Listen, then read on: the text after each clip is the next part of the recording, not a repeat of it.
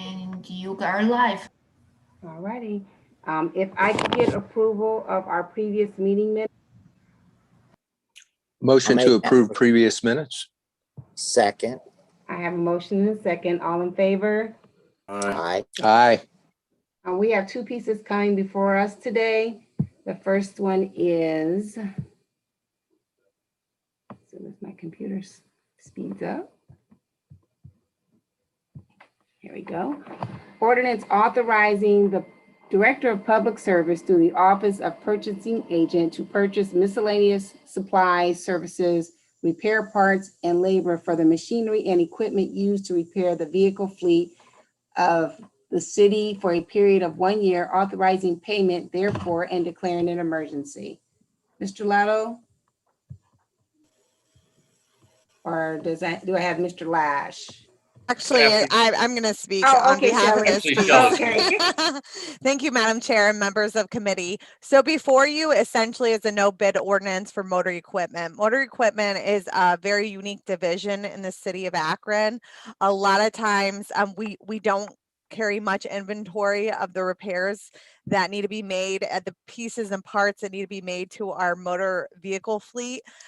So we need the ability to quickly be able to procure the required parts to repair our fleet when the fleet goes down. So these are heavy equipment and a lot of our vehicles. Motor equipment needs the ability to quickly call around to different vendors, find who has the available parts, and to be able to procure those quickly without going through the burden of competitive bidding. So this is one area where it really does make sense for us to allow them to reach out to whatever vendors they have, find the parts and get them quickly, because a lot of times we need to get these vehicles back on the road as soon as possible. And as you know, it just depends who may have the parts in stock, and are able to get them to the department quickly to get the vehicles back on the road. So these are areas that we just really would ask that the department be given the opportunity not to do competitive bidding. I will say that all body work, there is, that is still being bid out as we are trying to be more inclusive and equitable in that regard, because there are minority body shops within the city of Akron that we're utilizing. So this is just for repair parts and labor for certain of our vehicles that need to be quickly repaired. Okay, got it. Do I have any questions from committee members? Are there any questions from council members? Oh, Mr. Lombardo. Thank you, Madam Chair. Question for Ms. Goodrich. So this totals about $2 million. Mm-hmm. And I realize that, vehicles over time are gonna, need more repair. But is there any, gauge from prior years? Did it take $2 million last year? Did it take, 1 million? And we're looking to that we might have some problems. So yeah, what's the basis, of the budget amount? Well, as you know, this is just an estimated amount. We may not fully expend this, and in fact, I anticipate that we won't. I went to the department and they were the one that estimated what they would need for these particular vendors to get them through the year. It is just an estimate, but we do have a fleet software. I could try and pull some statistics out of it, because they do track all of the repairs that they make to the vehicles, as well as the time and labor that they do in the fleet software. So I can try and see if we can extract something, but this was an estimate by the departments of what they anticipated that they would need based on past practice. That's okay. I mean, just going forward, if we just have this gauge of 2 million, it'd just be interested to track as far as the repairs that are needed for all our vehicles. Absolutely. So just going forward, that's fine. Thank you. Okay. Mm-hmm. Councilman Malik. Thank you, Madam Chair. Thank you, Ms. Goodrich. I think that this, it obviously makes a lot of sense to have this, given, the quick nature of these turnarounds. But I guess, could you or Mr. Hall or anyone else on the call kind of just talk about informally, what's the process in terms of reviewing the list of vendors and kind of thinking through whether there are opportunities to increase the equity, even if there isn't, a competitive process? Correct. So this is, I mean, unfortunately in this area, there's not a lot of opportunity. We see more opportunity for minority engagement when it comes to body shops versus like auto repair parts vendors. So, and a lot of times in order to repair certain vehicles, so a Ford vehicle, you have to get the parts from a Ford dealer. And we always try and stay locally within the city of Akron. So this was something that was reviewed by myself in conjunction with Scott Robinette, who's our motor equipment superintendent, to see, if there was any opportunities for inclusion in our area. But in regards to these particular the procurement of the repair parts, there really wasn't an opportunity. Like I said, the body shop aspect of us repairing all of our vehicles and doing body shop work, there is more opportunity for equity and inclusion in that realm. And we are working to be able to include those vendors and have been quite successful in getting some business to our minority body shop vendors in Akron. Thank you very much. I appreciate the thorough response. Okay, are there any other questions of Ms. Goodrich? I'm not seeing any. Shelley, what's your pleasure? Consent's fine. Okay, can I get a motion for consent? I'll make that motion for the consent agenda.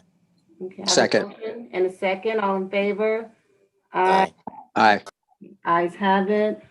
Our second piece. 1 second, my eyes are terrible. Ordinance authorizing Director of Public Service through the Office of Purchasing Agent to purchase miscellaneous, right one? I don't think I'm on the right one. Let me make sure. I am. I'll start over. Ordinance authorizing service through the Office of Purchasing Agent to purchase miscellaneous supplies, services, repair parts, and labor for machinery and equipment to repair vehicle fleet of Akron, City of Akron for a period of time, 1 year, authorizing payment therefore and declaring an emergency. Sounds like the same thing I just read. Madam Chair, I think that was the one that we just did. Yeah. Item number 3 was the community university. Got it. Yeah. I was like, that sounds too familiar. Okay. Thanks. 1 second. Ordinance authorizing the Director of Public Service to enter into contracts using Community University Education Purchasing Association, CUE bids, Sourcewell bids, Omni Public Partners, public sector bids, or State of Ohio bids, or after publicly advertising for bids for the purchase and or lease of various vehicles and equipment and declaring an emergency. Ms. Goodrich, are you handling that or Mr. Ludlow? I'm going to take that one. Okay. So thank you, Madam Chairman, members of committee. This is our annual equipment replacement program. We had some carryover from last year. Some of the highlights, as you read in the legislation, CUE, so we get state bid pricing from dealers on this, which is very good pricing on these pieces of equipment. APD is going to be getting 31 new patrol vehicles in this legislation. As far as service goes, sanitation will be getting some new Packers. As you all know, it's been a month now, so we took over the other 25% of the sanitation routes from our contractor, which was Republic. Things have been going very well, so we're picking up 100% of the city. So we're getting 3 new Packer trucks and 2 rear loader Packer trucks. To give you some idea, building maintenance, the average age of the equipment we're replacing is 23 years old. Motor equipment, it's getting 1 piece of equipment. That piece of equipment's 30 years old. Parks maintenance is 23 years old. Sanitation is roughly a little over 10 years old. But some of these trucks have over 250,000 miles on them. Street cleaning, the average age of their equipment is 13 years old. And highway maintenance is 18 years old.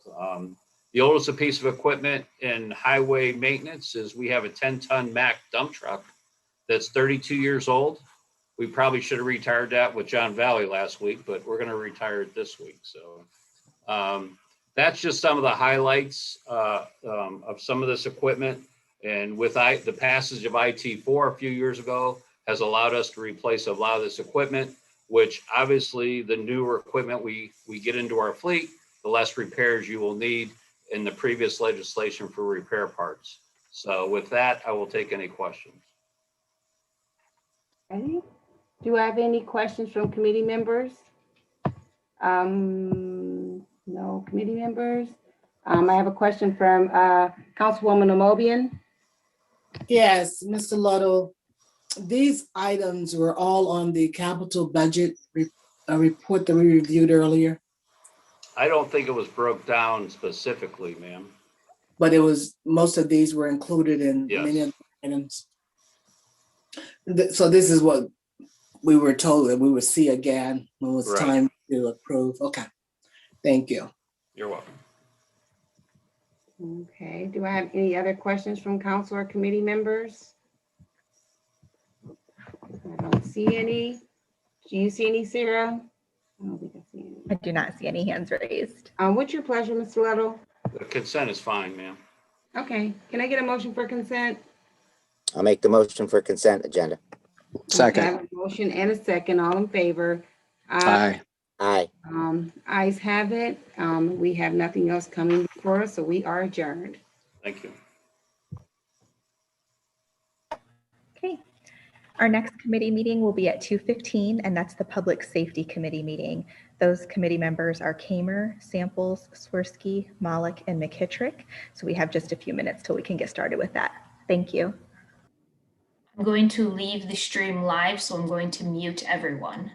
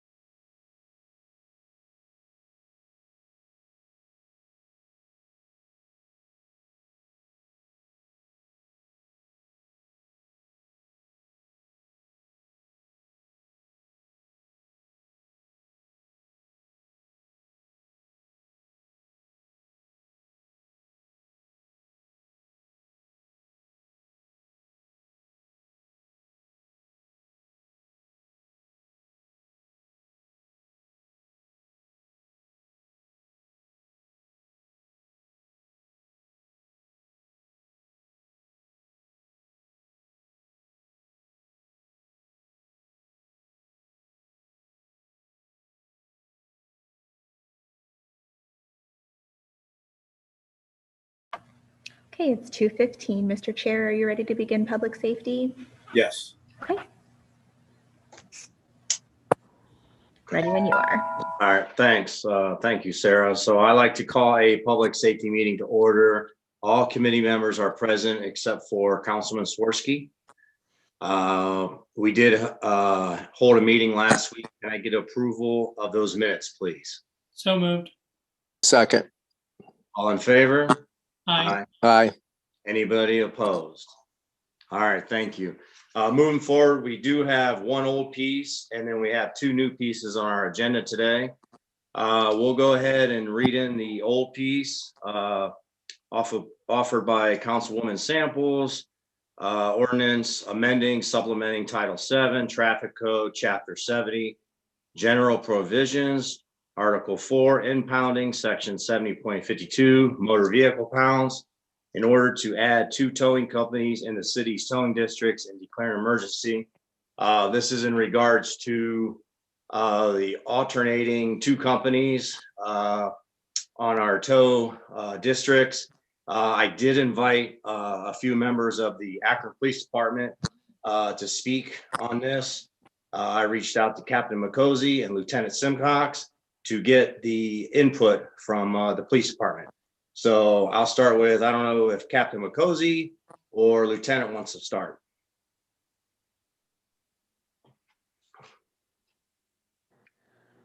Well, I have not heard anything from Captain McCosey, so I guess that leaves it up to me. We were approached and we spoke with Mr. Kamer concerning this proposal last week. From the Radio Room Communication Center, there are a couple of concerns that we have with this. As you know, we worked very hard to implement a new CAD system with the Tyler CAD back in October of 2019. We utilized our resources and safety communication in the police department to build the CAD according to the way that we do business and the way that we've always done business. And one of the modules that we purchased was a tow module. When we built this CAD project back in 2019, we built it for tow districts and not for tow rotations. It was an all or nothing back in 2019. And we bought the tow module because of, a lot of discrepancies with our reporting that we had at our quarterly tow review meetings. And we also had some problems where our tow companies were arguing over out of district tows. We didn't have any reporting on our old CAD that would be able to make that a simpler prospect. And we were able to get that done with the new CAD. The issue that we have with going to a tow rotation for 2 of our 7 districts is 1, it's going to be time consuming. 2, it's going to require a work order to be put in to change how we are doing business with Tyler. It'll involve our GIS personnel, our radio communications personnel, and our record management systems that are still being built. It's really an all or nothing. You rotate all 7 of your tow districts or you rotate none of them. Now, Mr. Kamer and to the rest of the Public Safety Committee, we in Radio Room will try to do whatever we can to accommodate what you guys decide. If we were to try to go to a rotation in those 2 districts, again, we would have to get together with the Summit County CAD administrators. We'd have to get together with the Tyler personnel. We'd have to retrain all of our people in the Radio Room.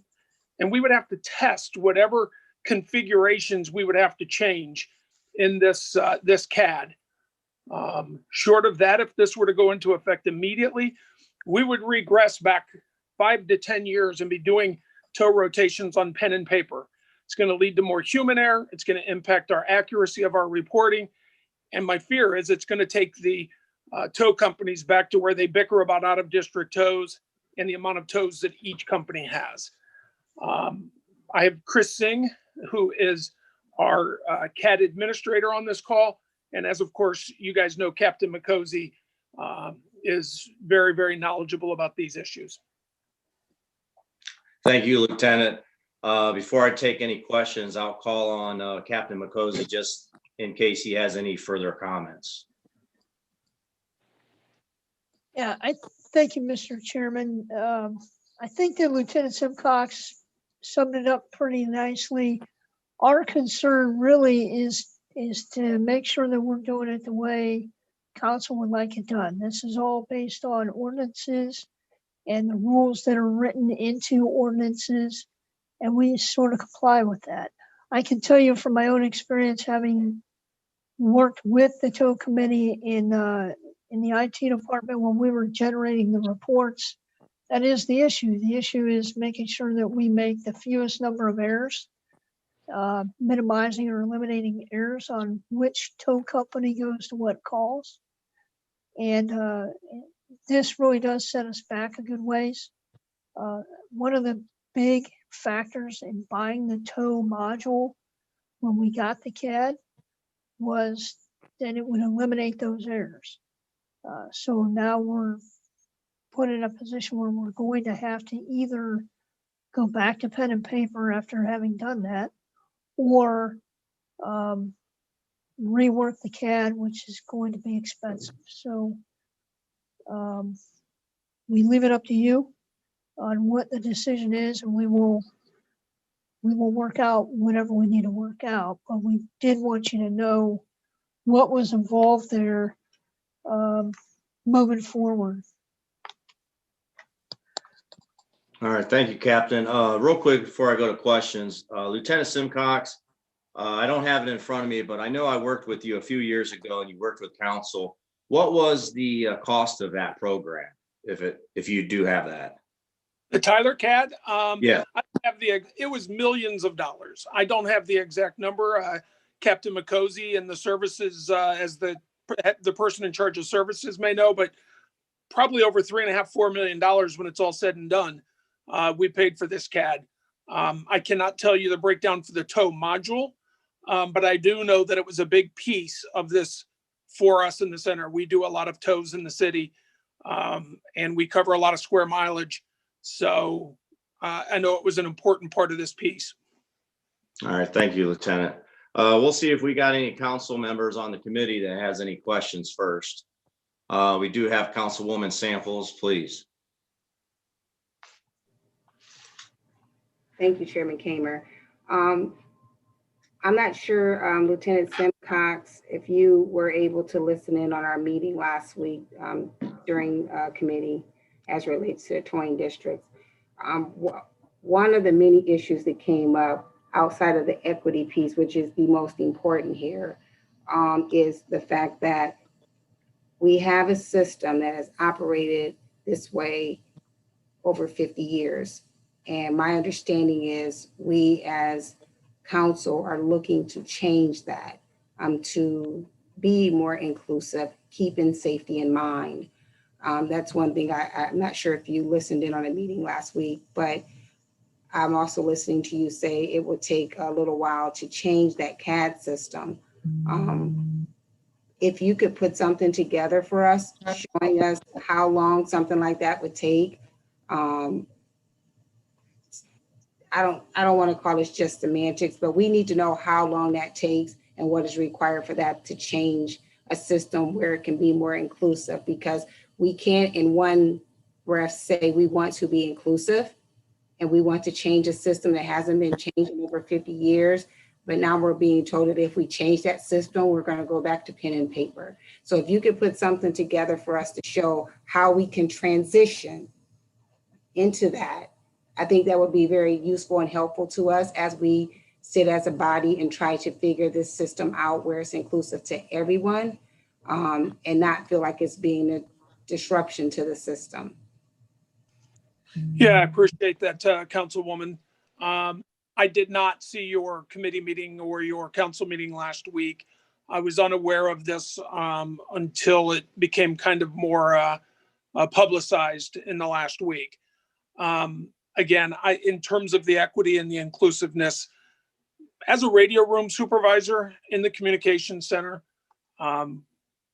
we try to do whatever we can to make things work for you guys. We don't pick the tow companies. We have no part of that. Our job is to try to make it work. I can get with the Summit County CAD coordinator and with our CAD administrator to see what we can do. I can tell you that off of conversations in preparation for this meeting, we would have with the GIS personnel, the Tyler personnel, the record system people. We would have then to put in a work change order, get a price for that, a cost for that. We would have to make sure, ma'am, that we have all of our configurations that work in all different modules, because as you know, these modules are all combined. And we would have to test it in the test environment. My IT personnel will have to tell us, you know, how long that would be.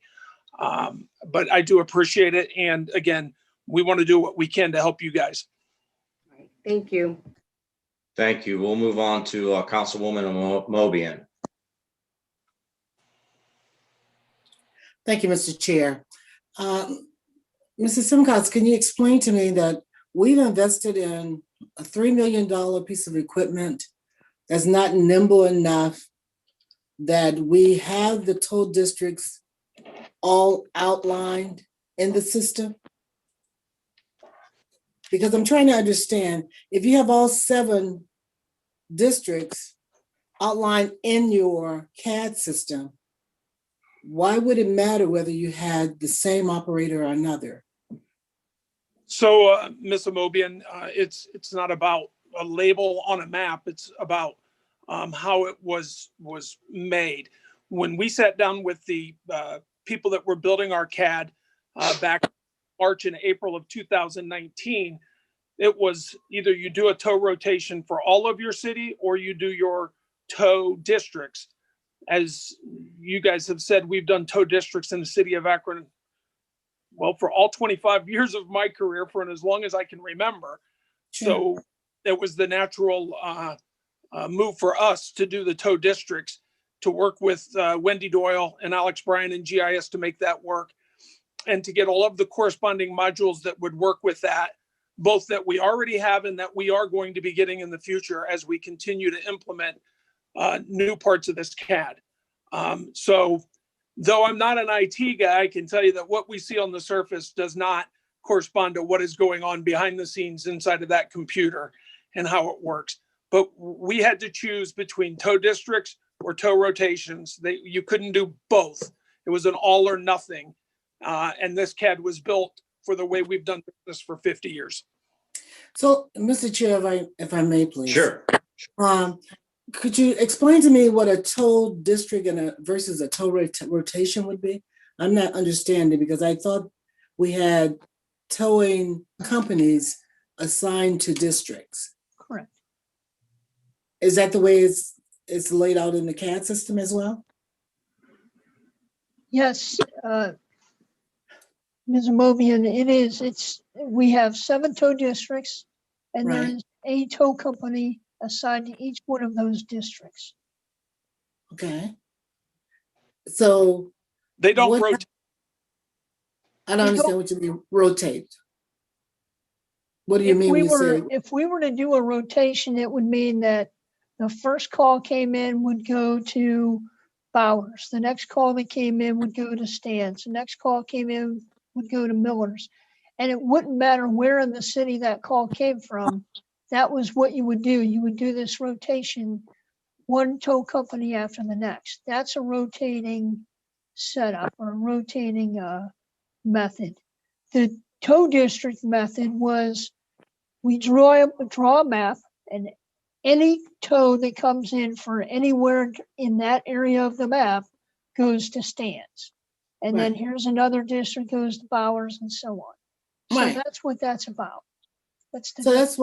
That's what, in my mind, again, it's just the latter that you described is what I thought we were talking about. It's just assigning companies to tow districts. That is true, except for in 2 of those cases, what the proposal was to add a tow company. So instead of having just one tow company per district, now you're going to have a couple of tow districts where you're going to have 2 companies. And in order to rotate between those 2 companies and make sure that every other one goes to Team Towing and every other one goes to Bondurants, for example, that can only be done on paper. It makes it, because the computer can't handle that kind of a rotation within that district. But it sounds like what you're saying is easy to assign a tow district to a tow area. Yes, correct. So why can't we do that? That's what in my mind, that's what I was thinking.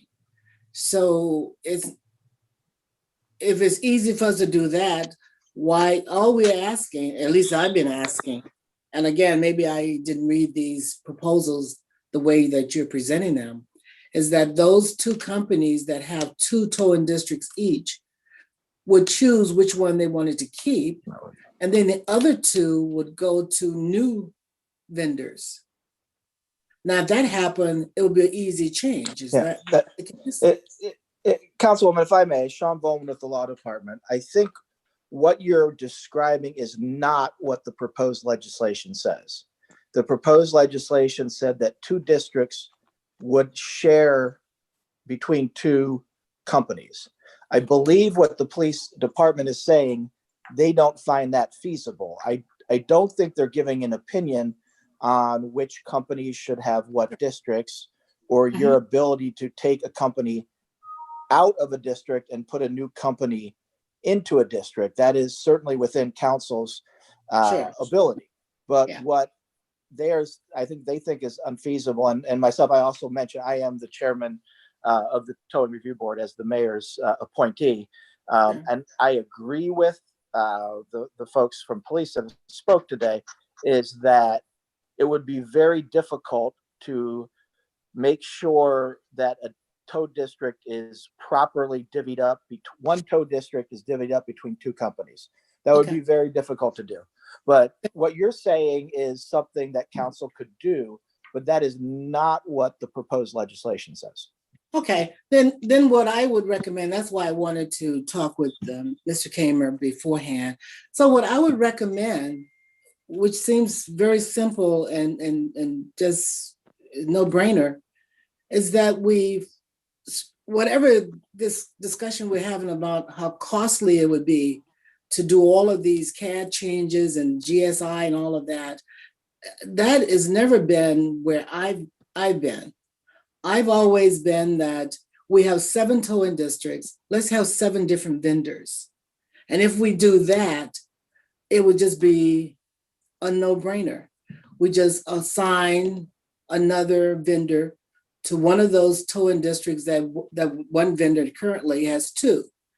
And I'm Mr. Chair, if it's possible for us to rewrite the legislation, and I will help you do it. I wanted to be a part of this anyway.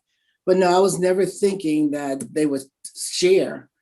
That sounds confusing. All I have been saying all along is that let's assign those 2 vendors with 2 districts each, take 1 from each one, because I've never wanted to take any livelihood from anyone. All I want to do is diversify the work that we are currently doing by giving 2 new vendors a towing district each. And it sounds like, I don't know how much it's going to cost to do all these things I've heard you talk about, but I don't want you to go through all of this intensive labor to create something that seems like it could be easily done by just taking 1 district from each one of those vendors and giving it to new providers. That would be my recommendation, Mr. Chair. Thank you. I appreciate it, Linda. Well, we'll move on. I do see the hands raised function. I have a few members that want to speak. The next one is Councilman Malik, then we have Samples, and then Lombardo. Councilman Malik. Thank you, Mr. Chair. And thank you, Lieutenant Simcox and Captain McCosey for being here. I think Councilwoman Amobian kind of largely covered what I was going to say, but I guess, my understanding of the CAD system is that, obviously a call comes in, and based on the GIS, it processes that address. And so then if it's in the Bowers district, then Bowers comes up. If it's in the Miller district, then Miller comes up, right? And I guess, what I hear you saying, Lieutenant, is that it would be difficult to, rotate 2 operators for a single district, which makes sense to me. And so, but what seems easy is also just, switching out the operators for a particular district would seem pretty easy in the GIS, I would imagine. And also redrawing the lines in the GIS for different districts would be pretty easy. Are both of those things correct? So when we use terms like polygons, each tow company has a polygon with a response plan built into each of those polygons. You're accurate when you say if we were to get an accident on a certain highway, we would go to the mapping, and this is all tied into very detailed mapping, and we would zoom that map in and say, hey, that's Bondurant's, or that's Greg's, or that's Miller's or that's Johnny's, and that's who would be the preferred tow for that. We would reach out to them. What the proposal would be if there was a tow at the central interchange, it would either be Bondurant's or Team Towing that would respond. And the CAD will not predict that for us, and the CAD would not tell us that because of the way we wrote those programs into that module for a tow district as opposed to a tow rotation. So for us to be able to keep track of Bondurant's came to this one, 30 minutes later, the next one was Team, we would have to do that with pen and paper. I don't know how that's going to impact our report management systems that we're putting together, our new Brazos module that'll be coming online here in the next month for the report, the ticketing and the cruisers and stuff like that, and the towing and the tow reports from the cruisers. In terms of if city council makes a decision to change boundaries of tow districts or we'll do what we have to do to try to make it work. We are responsive to you guys. We're just saying it's not quite as easy as just going in and redrawing a district. There's the work underneath that has to be done by the database administrators and where certain information is stored in SQL servers or all of this other stuff that's way above my head and my pay grade. And that's all we're saying is it might take us a little bit of time to be able to modify what you guys want us to do to make it fit whatever you guys want it to fit. That's all. I appreciate that explanation, Lieutenant. And I think, I know that there's another proposal as well. I think to me, this kind of speaks to the need to kind of, for all of us to be able to kind of have a deep dive into this and kind of make sure, with APD, with the Towing Review Board, that whatever changes we do make, that, that we have a plan to implement them and that, everyone is kind of on the same page. So I guess that's been my refrain, and that will continue to be my refrain throughout this process. But thank you. Thank you, sir. Councilman. Next one is Councilwoman Samples again. Thank you. I want to be very clear that I never, ever asked for in my piece of legislation that came about getting rid of any towing companies. I want to be very clear about that. I no way, shape, and form have ever asked to get rid of a towing company. These are small business owners who have employees. So I want that to be on the record that I've never asked for that. What I requested was to add to the district other towing companies, and I appreciate Lieutenant Simcox for giving some insight as to how the CAD system would have to be changed for this to happen. What I would like to suggest as we're piecemealing this and talking about how we could change it to make it more equitable and fair to everyone is even if we can add the two other towing companies to the district, maybe we need to think about the towing districts who own two districts. We have a company that owns two districts under different names. How does that help if we move them into the district that they, if you have, not saying this is how it is, but say Millers and Stands are owned by the same person. How come Millers and Stands be in the same district if they're owned by the same person? Would that mess up your CAD system? Or do we add two other districts to the towing district? So those are the things that I'm hoping that we're going to work through here instead of, just throwing it to the wall and saying this doesn't work and just forgetting about businesses who meet all the requirements to be in. So I guess that would be a question for Lieutenant Simcox. How would that work if we added those two districts to one of the districts that they currently are over? Again, I don't think that if you, I put forward by Captain McCosey that if you wanted to change who runs a district, that's far easier than running a rotation of two companies. Yeah, definitely not a rotation. No, we have to, I get that while listening to you. Yeah, so if city council were to make a decision like that, we would find a way to make that work. And again, we want to be responsive to you because you're responsive to your citizens. And again, we're here just to basically talk about what happens inside the center when we get a call for a tow. Who that tow is as a police officer working the streets, I don't care who it is, as long as they can get there quickly and safely and get my tow out of there. It doesn't matter to me or probably any other police officer who that is, as long as they can respond quickly and safely and handle stuff. If you were to do something in your legislation to switch out tow companies, that would be a decision for your committee to make, and we'll try to make it work in here. Thank you, Lieutenant Simcox. Yes. Next, we have Councilman Lombardo. Thank you, Mr. Chair. I just wanted to take off from what Councilwoman Amobian had said, because I agree with her in my understanding of the legislation where we were possibly going to add, 2 more companies to make it, 7 districts and 7 companies. But I just, and I don't want to muddy the waters here, but I was just, in my mind, being a numbers guy, I'm thinking we have 10 wards and we have, could we have 10 districts? Could we have 10 towing companies? I'm just, again, I don't want to muddy the waters here, but I'm just thinking of rebuilding this thing from the ground up. If we're going to take a really good look at this, since I believe that this hasn't been touched since 1986.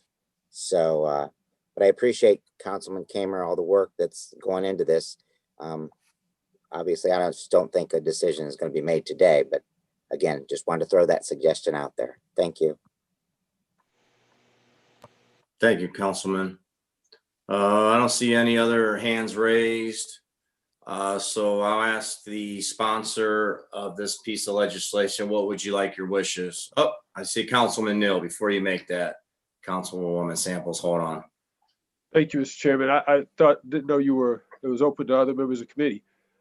What I hear, what I've heard on this call today is that this decision lies with council, as we always do. Doesn't have to take us 4 more years. This decision lies with council. I appreciate Lieutenant and Captain letting us know that based on what council decides, they will work with us. And like my colleagues on council, Councilwoman Amobian, I've too have always understood that we wanted to give 7 districts, 7 different companies. I understand Mr. Lombardo's statement. If we have 10, that may be something that we want to look at, but this is an easy fix. And especially, that's why it's critical when we're using words like equity and inclusion every day in our legislation. We need to act on this. So I'm pleased on what I heard from Lieutenant and from Captain, meaning that this council can address this by next week. Giving everybody time to read this, we can work together. The quick fix would be to assign 1 company, 2 companies that have been asking to be a part into the districts where companies have 2 of them. And if this council chooses to look at if there's enough for tow companies for 1 to serve 1 ward, but based on what's been brought to us over the last 4 years, this decision now we know lies with council, and we can address this and hopefully be able to move forward. So thank you, Mr. Chairman. Thank you, Councilman. I do see Councilwoman Mobian's hands up. Yeah, I thank you for recognizing me again. Just curious, I would imagine that there are reports that we can get from all these different electronic systems that we have doing this. Is it possible for us to get something about the utilization of what does a typical month or annually, what are we doing in terms of using the towing companies and how many calls do you put out there?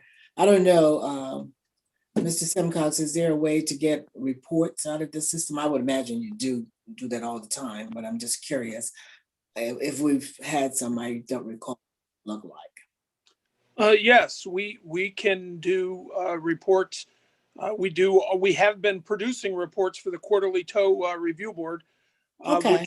which would indicate exactly how many tows each tow company had for the quarter. Yeah, if you could just send a few of those over our way. I don't want you to do anything special, just ones that you've already done before is fine. I just want to kind of see. I will forward those to Captain McCosy through my chain and have him get them over to your committee, ma'am. Thank you. Appreciate it. Thank you, Councilwoman. All right, currently I see no other hands raised, so I'll go back to Councilwoman Samples. I'm guessing she'll want continued time. Yes, correct. Time, please.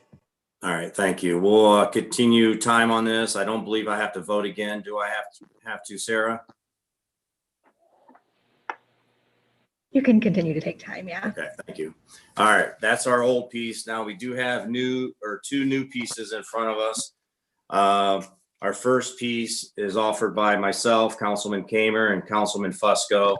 It's an ordinance amending or supplementing Title 7, Traffic Code, Chapter 70, General Provisions, Article 4, impounding Section 70.51, 70.52, 70.53, and 70.55 of the codified ordinances of the city of Akron and declaring an emergency. Basically, this is how we got to this piece of legislation, and my recommendations is President Somerville back in December 2020. She asked me to look into this, and this is where we're at here. The police department can stay on in case we have any questions for them or they have any comments. That's all I'm going to say. So I'll just take questions unless Councilman Fusco, he's a co-sponsor on this. I don't know if he wants to say anything before I take questions. Yes, thank you. Thank you, Mr. Kamer. Just that many years ago, I worked on this particular piece. Everything that the city has done is pursuant to ORC in terms of the towing. This is not, it's not an easy fix, especially, and bringing forward, the time has come to bring this to accepting proposals and reviewing those proposals, because we have not received a significant amount of complaints with regards to our tow companies. We have not. They have been doing a fairly decent job in terms of towing our residents, people who visit the city, and clearing off accidents that occur on our highways. They've done a good job. But it's obviously the last few years, it's been brought to light that we need to be more equitable, that we need to open it up. So that's what this does. Another thing I wanted to mention too, which I thought was is important to mention, and I know some of the consternation here and the concern is with regards to companies that have acquired other companies over the years and such, and oftentimes those are battled out in court in terms of, we've seen that in the past as well. So this is not an easy fix. It takes a lot of time we're totally changing. And obviously I'm in support of this by putting my name on it, but we're totally changing the way we're doing business here. And I think it's significant. And I applaud Mr. Kamer's efforts, because there's quite a few changes involved in this. There's my count is about 45 changes within this. Many of them are significant. So I implore my colleagues to please read this over in detail and make sure that you're comfortable with what you're looking at. But there is significant amount of changes in here. And that's what it takes to shift the way we do business. In the past, it was done differently. And now we're accepting proposals. And for a tow company to come in, they have to have proper equipment. They have to have an adequate amount of land area. They have to be able to manage personnel in terms of making sure that it's seamless whenever this is done. So it's a tough fix, and there's a lot to it. And as a co-sponsor, I would request that make sure council's comfortable with this, and let's take a deep dive. Thank you. All right, thank you, Councilman Fusco. Now I do see several hands raised, but I want to focus on right now the Public Safety Committee. members, and I do see one, and that's Councilman Malik first, and then Samples second. So Councilman Malik, I call on you first. Thank you, Mr. Chair. I appreciate you sharing this legislation.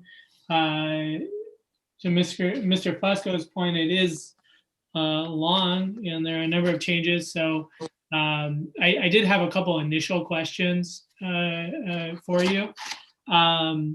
I guess, the heart of this, I think, is making sure that these, that these grants of the districts are not indefinite, right? And are making sure that they're reviewed and that there's an RFP process so that's competitive at least every 5 years.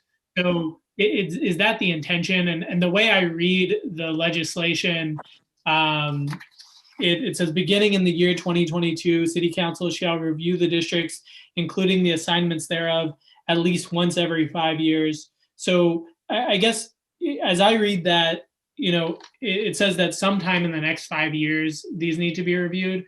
I mean, is it okay if we look at potentially tightening that up to clarify that, we will open up this to an RFP process in 2022? Yes. Okay, thank you. The second question I had was just about fees. I think this was an issue. This was an issue that I had not heard about previously, and so I was a little surprised. I guess, would love to just hear your thought process as to, I think there's the overall fee schedule is raised a little bit, and then there's a additional city fee that's added. Can you just talk about the rationale for that? Because I am very concerned about increasing the fees. It's not like it's cheap to begin with. Sure. No, I can go over the fee structure. I'll take a few minutes to tell you how I got here and the reasons why. Obviously, I've called several cities throughout the state of Ohio. I also spoke to recently, not last Monday when I mentioned some of the people I spoke to. I also spoke to an insurance agent, and a lot of our fees, all our fees, are basically the lowest throughout the state of Ohio. The tow is currently $105. I would like to raise it to $125. And the reasons why is the other cities that are charging more. I have some of those cities in front of me. Cleveland is like at $175. The bigger cities like Columbus, Cincinnati, Cleveland, they're at a higher rate. I also take in the cost of maintaining equipment, buying equipment, insurance, basically the cost of living, and the investment that these companies have in their equipment, employees, everything like that. So the first fee is obviously going from, my proposal is $105 to $125. There are a few changes in regards to the storing of vehicles. Basically, those are just $5 from 15 to 20. I also have the placement of dolly wheels to allow for towing of a vehicle. Now, currently it's 25. I'm increasing that to 65, my proposal. And what those are is they basically go on the back of the tow trucks. If there's not a flatbed available, those are used to help secure that car. We also have removing keys from a vehicle. Obviously, you have a tow truck that will come out if the police department calls them and they need keys removed. Currently, $25. I'm asking for another $10 to increase that because you got to factor in, the vehicle, the cost of getting it running, starting it, basically driving it if it's like 2 miles to the vehicle where the keys are locked in it, and then obviously back to the tow yard. Also, hoisting or hauling a vehicle with a winch. That's going up from 15 to 30. That's a $15 increase. So what that scenario would be is if you ever saw a vehicle that would go down a hill off the roadway, where a tow company would have to winch it back up to the roadway to get it hooked to the tow company truck. So basically there's a lot of work in that. So that's why I'm increasing that. Now, what I'm being told by some of the companies is for years, obviously back in the 70s and 80s, sometimes the city of Akron highway maintenance would come out and clean up debris on the side of the road in regards to oil, transmission fluid, antifreeze, any kind of fluids like that, gasoline. Well, they don't do that anymore. So the tow companies currently do that. They currently buy the bags of oil dry themselves, and they basically incur that cost. Roughly, that only happens anywhere from like 6 to 15 times a year per company, according to what they're telling me. So that's not really a cost that's going to, be a big burden. Obviously, with 6 to 12 vehicles or 15 vehicles per district. Also, I like to go back. I did skip something in regards to the storage. Just like I said, $5 to increase it from 15 to 20 is not a big increase for a car to be stored in an impound lot for several days. So I think that fee could even go up higher. Some of the other cities, they actually charge anywhere from $50 to $65. So any other questions in regards to that, Councilman? Yeah, I guess, just a kind of a comment. I definitely understand us being in line with other cities, but I guess, mindful of not creating an increased burden on citizens. And so I guess, if the companies are able to make a profit right now with the current fees, I have a hard time seeing why, what's the benefit to the citizens for increasing those fees right now? Well, basically, it goes back to President Somerville.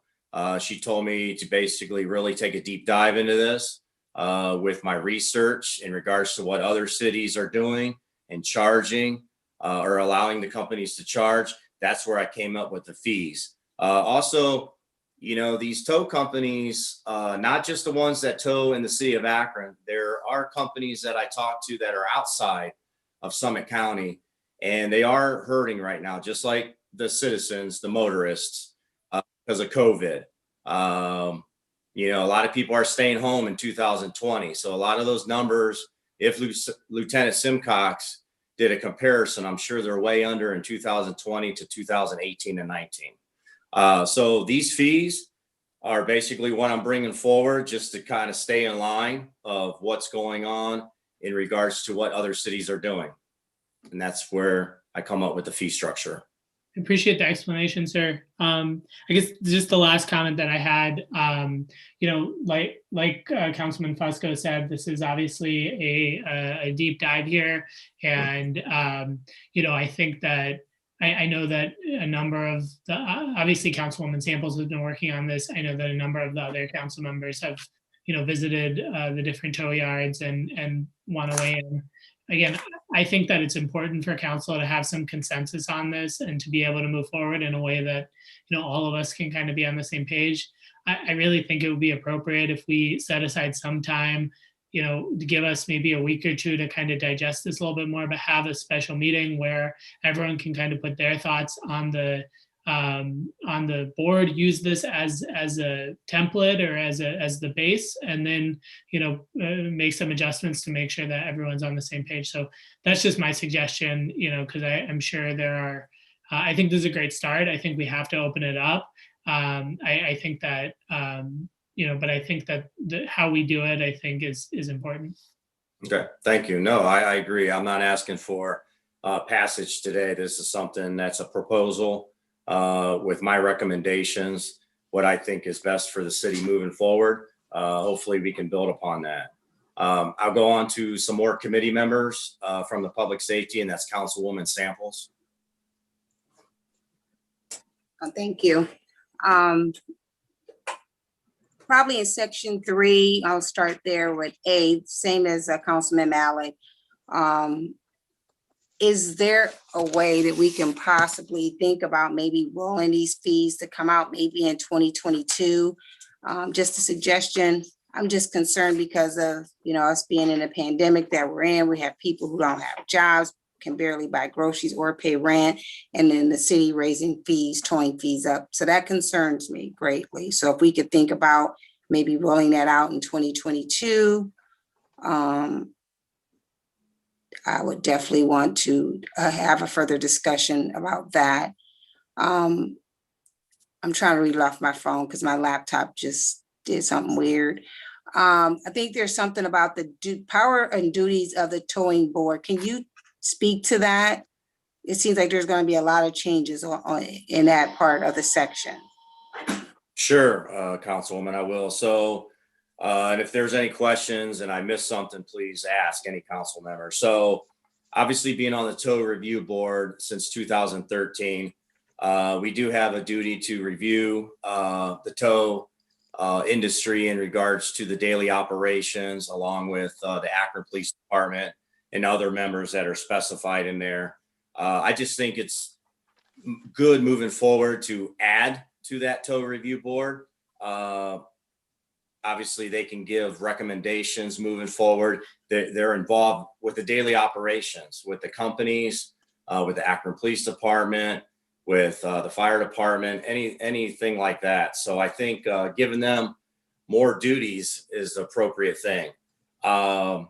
I don't want to go through everything if people has questions, but one of the biggest changes I do have in there is in regards to adding 2 citizen representatives who shall be appointed by the mayor, but obviously we approve that appointment. And I'm asking for their background to be in traffic or public safety. I believe that's very important to have 2 members that are citizens, Akron residents, but have that knowledge and that background, because obviously that's what we're doing here with the tow companies. We're responding to police called tows. I mean, if you want to go through that and ask me any other questions, that'd be great. I'm also basically, since I've been on the tow review board, making changes where our quarterly minutes would be submitted to all council members, so we know what's going on over at the meetings. Also, I don't know if council members know, and I do have the 2020 inspections, but there are annual inspections that are done of all the impound lots and their vehicles and their facilities. In 2020, all those inspections came back good, no problems, but I'm asking the tow review board to make those available to city council within 30 days of when those inspections are completed. So we know what's going on at those facilities with those trucks, et cetera. And basically I'm asking the tow review board to be part of this process, just because, you know, they work daily with the police department and the tow companies. But if you have any additional questions or anything else, please. How many people are currently on the tow review board? So you have a member of city council, that's myself, a member of the mayor's office, and that's Chairman Sean Bowman. You also have a member or a designee, these are all or designees of the Akron Police Department, Clerk of Court's office, the tow company, and then Public Service Department or a designee. And then that's 6 members, but I'm asking city council if we approve this to add those 2 citizens with the appropriate background. So I want a few more questions. So the tow company, who's the tow company representative? Currently, we have the representative Dahl Jr. from Miller's Towing.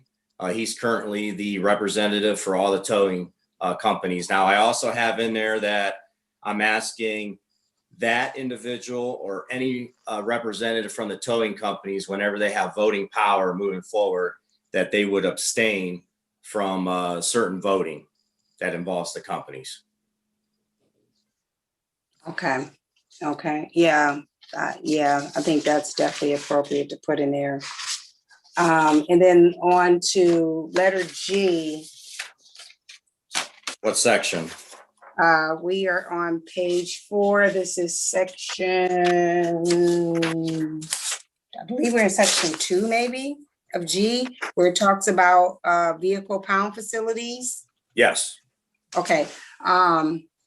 It says the motor vehicle pound facility and its storage areas for impounded vehicles, blah, blah, blah. We all have it in front of us.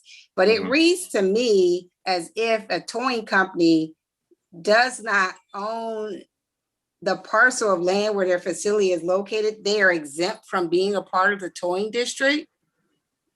Yeah, that's currently what I have proposed. What I did was I put in there that currently we have the 5 companies that are currently in the district. I'm trying to weigh out options of how we can be fair.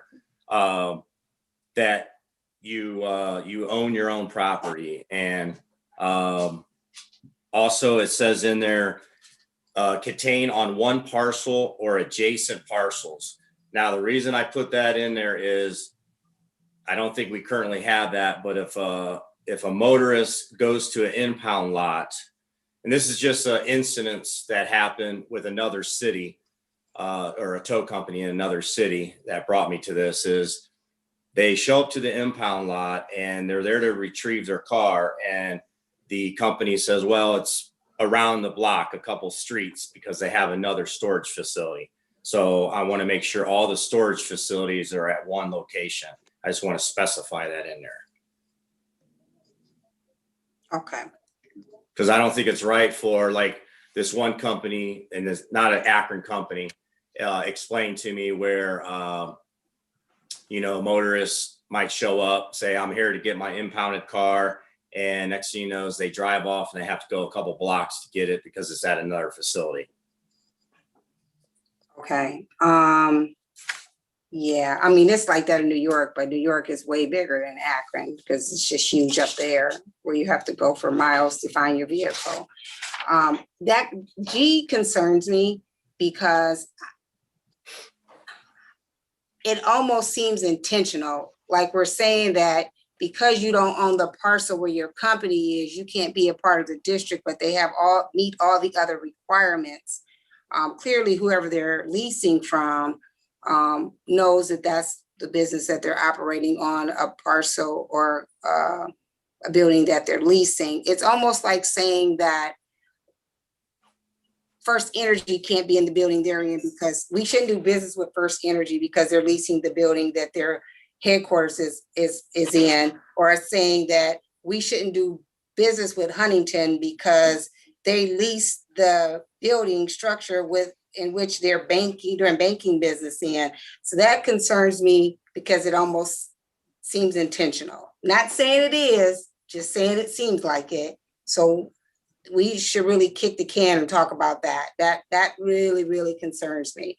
And then also talking about what you said previous about having people on the board and having them abstain. I don't think anyone that sits on the towing district board or should sit on the board if they have personal relationships with any of us, whether it's personal or political, because there's quite a few of them who have given campaign donations to council members. There's quite a few of them. And I think we need to be really mindful of what we're doing here about placing people in these positions that are going to be created. Outside people from the community, somebody that's a retired officer, absolutely. But if they're individuals who have given money to any of us on council, they should be exempt from any of this process. And there's quite a few of them. So let's really think about that part so none of us are getting jammed up on it looking like this is a pay to play situation. Other than that, I think that we really have very good pieces in here, and there's definitely a deep dive, but I think those areas we really got to be really mindful of what we're doing here. Okay, Thank no, I you. appreciate that. Councilwoman, before I move on, and other members that want to speak, if he wants to, I know Sean Volman, the chairman of the tow review board, is on line, and if he wants to maybe make a comment in regards to the what's good and bad for the having a representative from the tow company on there. I don't know if he wants to maybe make his comments because he's the chairperson, or if he'd rather not. I am happy to make a comment. There has always been one tow company representative on the board. I think that the different tow companies have kind of, picked amongst themselves on who that person would be. I don't know that it's a spot that they've been fighting tooth or nail over the years. But what I like about having a tow member on it is the few times, the couple times that we've had to, get somebody in order and have a disciplinary hearing, which has maybe been twice in the decade that I've been the chairman of the board.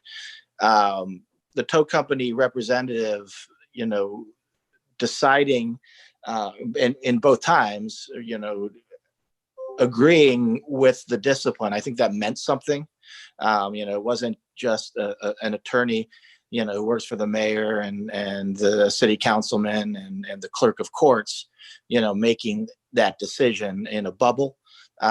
So I like that. And then, I think that because though, I also like what Councilman Kamer added about potential conflicts, because since the board, under his legislation, the board would be given more duties that would potentially be conflicts, like giving recommendations on who should get the towing districts.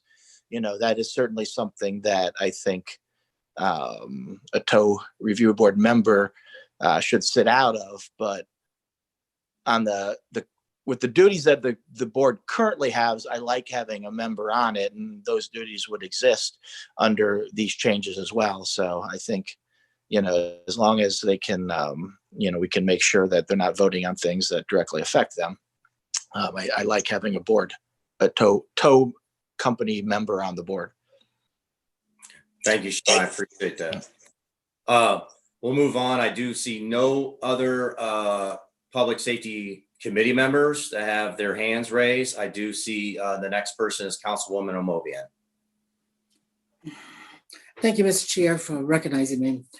I just want to make sure that people understand that this has nothing to do with any kind of complaints about any of the current vendors that are serving this community. I would imagine that they've done a tremendous job. So it has absolutely nothing to do with that. And I have heard nothing about any of these people. I had the pleasure of meeting the lady who replaced her husband when he died, and she seemed like a fine person to me. So this is nothing personal. This is strictly about opening this business up to other vendors. Because when I heard that when people decided to sell their towing business, they would sell the district as well. And I made it clear years ago when I heard this, that you can't sell something that you didn't have, that you don't own. And no one owns these districts. They belong to the citizens of Akron. And as public servants for the citizens, we have been designated to represent them. And these districts should have never gone to another vendor without the council being involved. I see that you have put a lot of things in place.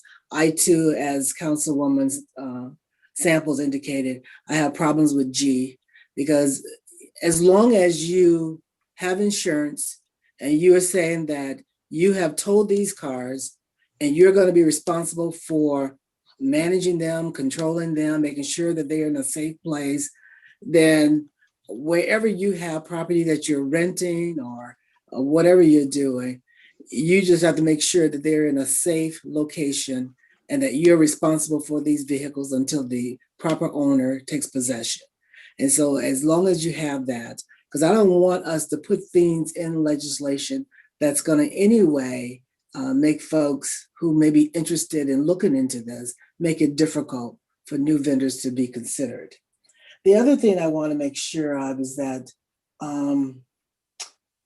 we often talk about how difficult these decisions are.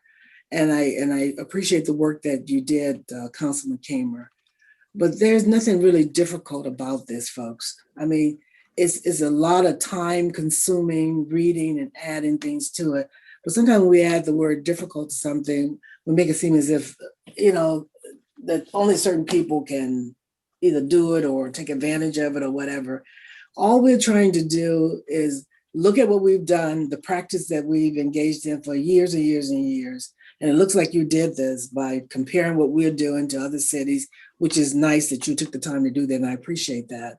But I just want people to know that we are really just trying to make sure that the 7 towing district that council is responsible for, that we do due diligence to make sure that is representative of the citizens that we serve.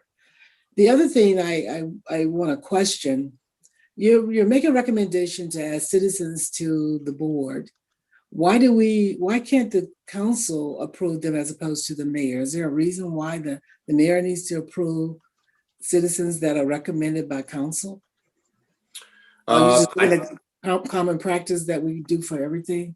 Yeah, that's what I did. We can always change that, but that's what I went with. That is correct. Sure. And some of and I appreciate you looking at the pricing, because I would imagine everything needs to be updated, but I too am concerned about, some of these increases. Increases are necessary, but some of them have jumped up a little too high for me, but that's another discussion we could have. But I appreciate your work. Thank you. Okay, thank you. Councilman Neal, if it's okay, it's up to you though. I know Councilman McKittrick wanted to speak to, and I know he's on the committee. Is that okay? That's fine. Okay, thank you, Councilman. Councilman McKittrick, sorry. Thank you, Mr. Chair. Thank you, Councilman Neal. I just wanted to clarify something. Councilwoman Amobian just talked about buying districts. Correct me if I'm wrong, but council does need to approve that change per our ordinances when that ownership changes. Is that correct, Mr. Chair? Yes. And okay. yeah, I can, if you'd like, I'm Sean, sorry to interrupt. I was alluding to a previous practice, Mr. Yeah, she is correct that they have absolutely no right to sell a district. No towing company. That is not something that they own. We have told tow companies that over the years when they look at selling, and every time that ownership of a towing company that holds a district has changed hands, council has approved it every single time.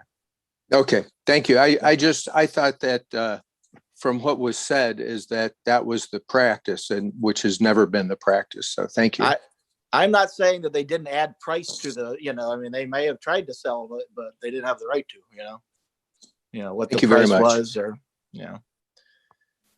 Thank you. All right, moving forward, just remember time. We do have budget and finance up next. Councilman Neal. Thank you, Mr. Chair. Couple things. One, in regards to the fees, I believe most fees are, I'm concerned with the storage fee, but I believe most fees are covered by people's insurance. So if we're in line with those, I don't see anything wrong there. I would like to see, based on the cost that we were told with the CAD system, which is a part of operating the tow district, if we have some way of recouping that cost per accident. I know if someone runs and hits a fire hydrant, we charge the tow. If they, God, I don't know what's been happening this year, but it seems like street lights are jumping out in front of cars and getting knocked off all the time, but street lights that are getting knocked off, I believe all those things are charged to their insurance or to the driver. I'd like to see us charge that system in some kind of way to recoup that cost over the years. But I agree, we don't want to hurt our citizens, but if everyone's required to have insurance if they're driving, at least liability, I'd like for the insurance companies to pick up the cost that they rightfully need to pick up. I appreciate the legislation. Much of it deals with just how we run our tow districts. The thing, though, that brought us here was what was mentioned by Councilwoman Amobian was equitable distribution of districts. And for that, G becomes a serious concern. There are many companies that rent, and council persons on this call have mentioned those. We as a city lease out a lot of space. We don't run our soccer facility. We don't run Mud Run golf course. Those folks are leasing those spaces. So that right there has a little Jim Crowism to me. It looks like a Jim Crow law when we say you got to own your facility. So I'd like to see us take that out. There's Many businesses for tax purposes, lease or rent. And not only, and when I think about it, it not only hurts that person, but it restricts other businesses that don't want anything to do with a tow company, but they have the perfect land for something like that. So I think we want to remove that. And then last but not least, I had a chance to think a little bit about what Mr. Lombardo said. Based on the way this is written, some wards just don't have toll district areas in them either. So, but hey, what I like is that we are, as a committee as a whole, having this discussion. But what I don't want to do is for us to lose fact of the basic reason we're having this discussion is because a constituent of ours who owns a business asked for an equitable opportunity to serve in the towing business. And that is, as Councilwoman Amovia stated, an easy fix for us. And as Captain McCosey and Lieutenant Simcox have stated, that power resides strictly within this body right here. So I look forward to us voting on this within the next upcoming weeks. Thank you, Mr. Chairman. Thank you, Councilman. I appreciate that. Next, I have Lombardo, Freeman, and Somerville. Councilman Lombardo. Thank you, Mr. Chair. Just want to make several comments on the legislation. I don't really need any answers, just to throw my comments out there for discussion later on. It's something as little as section 2 and item D as in dog. Just, you know, the time change. If I had my vehicle in an impound lot, maybe I'd like to get it before work, but it seems like we moved up the time to 8 a.m. where 7 a.m. could be convenient for some people. On the other hand, you know, I may work till 6. Well, it's closed then. It was at 9 p.m. So just throwing that out there. Definitely, as we move up the legislation to item G, yeah, I do have concerns about how the towing facility has to own their property, because I'm sure landlord and tenant have an agreement where, you know, the tenant can be there as long as they're paying rent. I don't think the landlord's going to pull the rug out from under them. So I have a concern on item G. Item K says that the council should review the districts at least once every 5 years. I think 5 years is too long. I think 3 years is too short.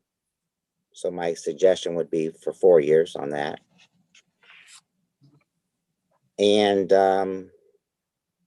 yeah, regarding the charges, I don't feel like we have to follow the other cities.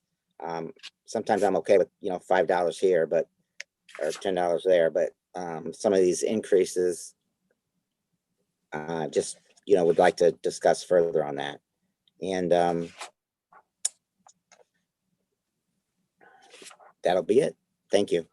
No, thank you, Councilman. The only comment I'll make in regards to some of the sections, we'll go back to the towing companies impound lots, daily operations from 8 a.m. to 6 p.m.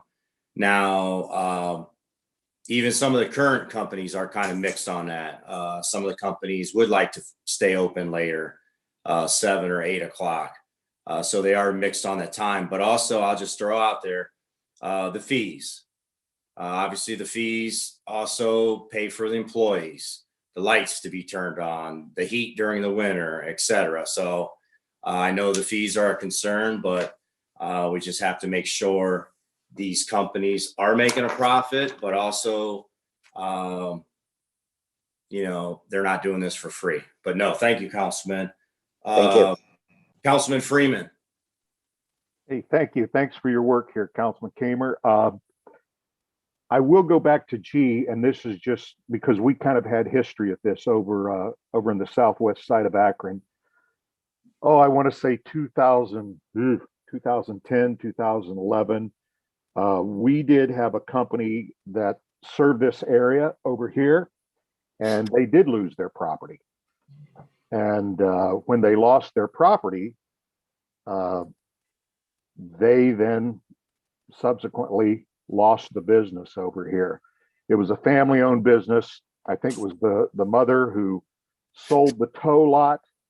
When she sold the tow lot, they couldn't serve us anymore because they didn't have a place to tow to. They came to the city, tried to get us to rezone a piece of property so they could have a tow lot, and we didn't want to do that. It wasn't a good use of the property. So I think it might make somewhat of a difference if somebody owns their property or not. If somebody, does not own their property, if they lose a lease, they could possibly not be able to serve that community, because we all know the tow lots, need to be within the area. So that's just food for thought that I'm throwing out to everybody, that I think there is a difference between the lease and actually, and actually owning a piece of property there. That was just our experience over here. And we did, like I say, we did change companies because of that. Thanks. Thank you, Councilman. I will add to that. I think when I was interviewing and researching, one of the reasons why owning a property versus renting and leasing would really impact what happens if the lease is not renewed, or the owner of that property ended up selling that property and we had crime scene vehicles that are located in that impound lot. Now, obviously, we got to make sure those impound lots are secured, especially when we have crime scene vehicles that could sit there for months and months. We got to make sure that property is secured and not jeopardized for future trials and et cetera. So I know that was a conversation that I was having with folks. President Somerville. Thank you so much, Mr. Chair. Just really quickly, I just want to take an opportunity to thank Councilman Kamer and Councilman Fusco for all of their work, really doing a great job, a comprehensive review. Again, if we're going to have these conversations, if we're going to make changes, this is how you do it. It takes a little bit longer, but it's thorough and you're looking at everything. And so I just want to thank you for all of your hard work. I definitely think that we are moving in the right direction. I am happy with what we've heard on today, council members giving their input, and look forward to working with council in the next couple of weeks as we continue the conversation, as we look at opening up the process, right? And making it fair, making it equitable for anyone who wants an opportunity to participate in this space. So again, thank you, Councilman Kamer, and thank you, Councilman Fusco. Thank you, President. I appreciate that. Looks like my last speaker would be Councilwoman Samples, unless we have anything else. Councilwoman. Yeah, sorry, I didn't see this part. There's a part in here, I marked it, but I don't know where to put it at. Where you want to move the number of vehicles that could be at a towing place from 25 to 100. That seems like a lot. So if we could mark that for something we can have a discussion about. And then this other one on page 8, section 6, where it talks about penalties, where it says the police towing review board shall impose the following penalties for violations of subsection 70.57 of this code. So the review board will have authority to suspend someone's license. Seems like that would be a matter of the court. I'd refer to Sean. Sean, if you're still on, if you're able to answer that one. If not, we'll have to get that answer. Okay. I am still on. I can take a look. I don't have that language. Which section was it? It's section 6. It's on page 8 on the last page. All right. I will take penalties. Okay, if you could, because that sort of raises my eyebrow. And the thing about the 100 cars, yeah, let's really have a discussion about that. I know there was a mention to one of the tow yards have been had just recently been looked at. I don't know if it was last year or early this year, but 100 cars seems like an excessive amount of cars. And not to throw shade at any of these companies, but one of them on Waterloo Road, if you get on the freeway and you look to the right, like you're going towards Barberton, and you look to the right at their tow yard, it looks a mess. And 100 cars just seems like a lot. And when you get on the freeway and look over there, it's an eyesore in passing. So I just, let us have a conversation about someone having 100 cars. That just seems like a lot. Councilwoman, I do have that section up in front of me right now. Okay. With respect to the penalties, was it for the first two offenses? Is that what you were? Yes. Okay. Mhm. Yeah, that is how it's always read. That is what it, that is not a change that Councilman Cameron's asked for. I believe we may have done a 5-day at one point in time. It was a penalty to say you're not going to get the police calls for 5 days. As far as permanent revocation, the board would not be able to do that. That would be something they would recommend to council to consider. But yes, that is, we can, under the current code, and that is not proposed to be changed, we can do a 5-day or a 30-day suspension of their ability to get police tows. Wow. Okay. If we could have a conversation about that, I'd appreciate it. Okay. All right, thank you, everyone. It looks like we're going to move forward. Obviously, I'm going to request time so we can continue discussing this. So I'll make the motion for time. Second. All in favor? Aye. Aye. Anybody opposed? All right, thank you. So moving forward, we do have one other piece before we move forward, and just keep in mind for Budget and Finance Committee. This is a resolution offered by Councilwoman Samples, 2021, urging the Ohio General Assembly to adopt legislation prohibiting the use of death penalty in the state of Ohio and declare an emergency. Councilwoman. Let me get off mute first, start there. Thank you. So this resolution would go down to the Ohio General Assembly, who have two House bills pending as it relates to the death penalty. It's pretty self-explanatory, talks about the number of death penalty executions that have occurred nationwide, talks about the disparity in those penalties, and also talks about almost 4% of those who were wrongly convicted and sentenced to death and executed were innocent people. So there's some statistics on the back of here. I believe everyone got this on Friday. I would ask you all to look through all the stats on here. Just ask for time for a week to give everybody an opportunity to look at the data, and then request support from there. If you have any questions, please send me an email. I would encourage you all to reach out to Representative Tavia Golansky as well. She is one of the co-sponsors on this bill. And after that, I'd ask for passage. All right, thank you, Councilwoman. Committee members first, Councilman Malik. Thank you, Mr. Chair, and thank you, Ms. Samples. Just want to, add, I definitely support this. I think that, the bills that Councilwoman Samples mentioned is a bipartisan approach that they're taking at the State House. It's rare to have bipartisan support on an issue like this, but I think it's clear, whether from, the racial disparities that we see on this issue to the folks who are exonerated, who after the fact of being executed, this is an issue that I think is important for us to weigh in on. And then finally, just speaking to like the deterrence aspect of it, one of the reasons we have a death penalty is because it allegedly deters people from committing crimes. But if we look at the crimes that people are sentenced to for death, I mean, this is often folks who are involved in violent crime, and there's no evidence that there is deterrence, right? Having the prospect of execution 20-25 years after some kind of conduct, when people are often facing the possibility of death involved in the situations, it just doesn't make sense. So I think we ought to pass this and show the General Assembly that we support their bipartisan push. Thank you, Councilman. No other committee members at the time, so I'll move on to Councilwoman Amobian. Thank you very much, Mr. Chair.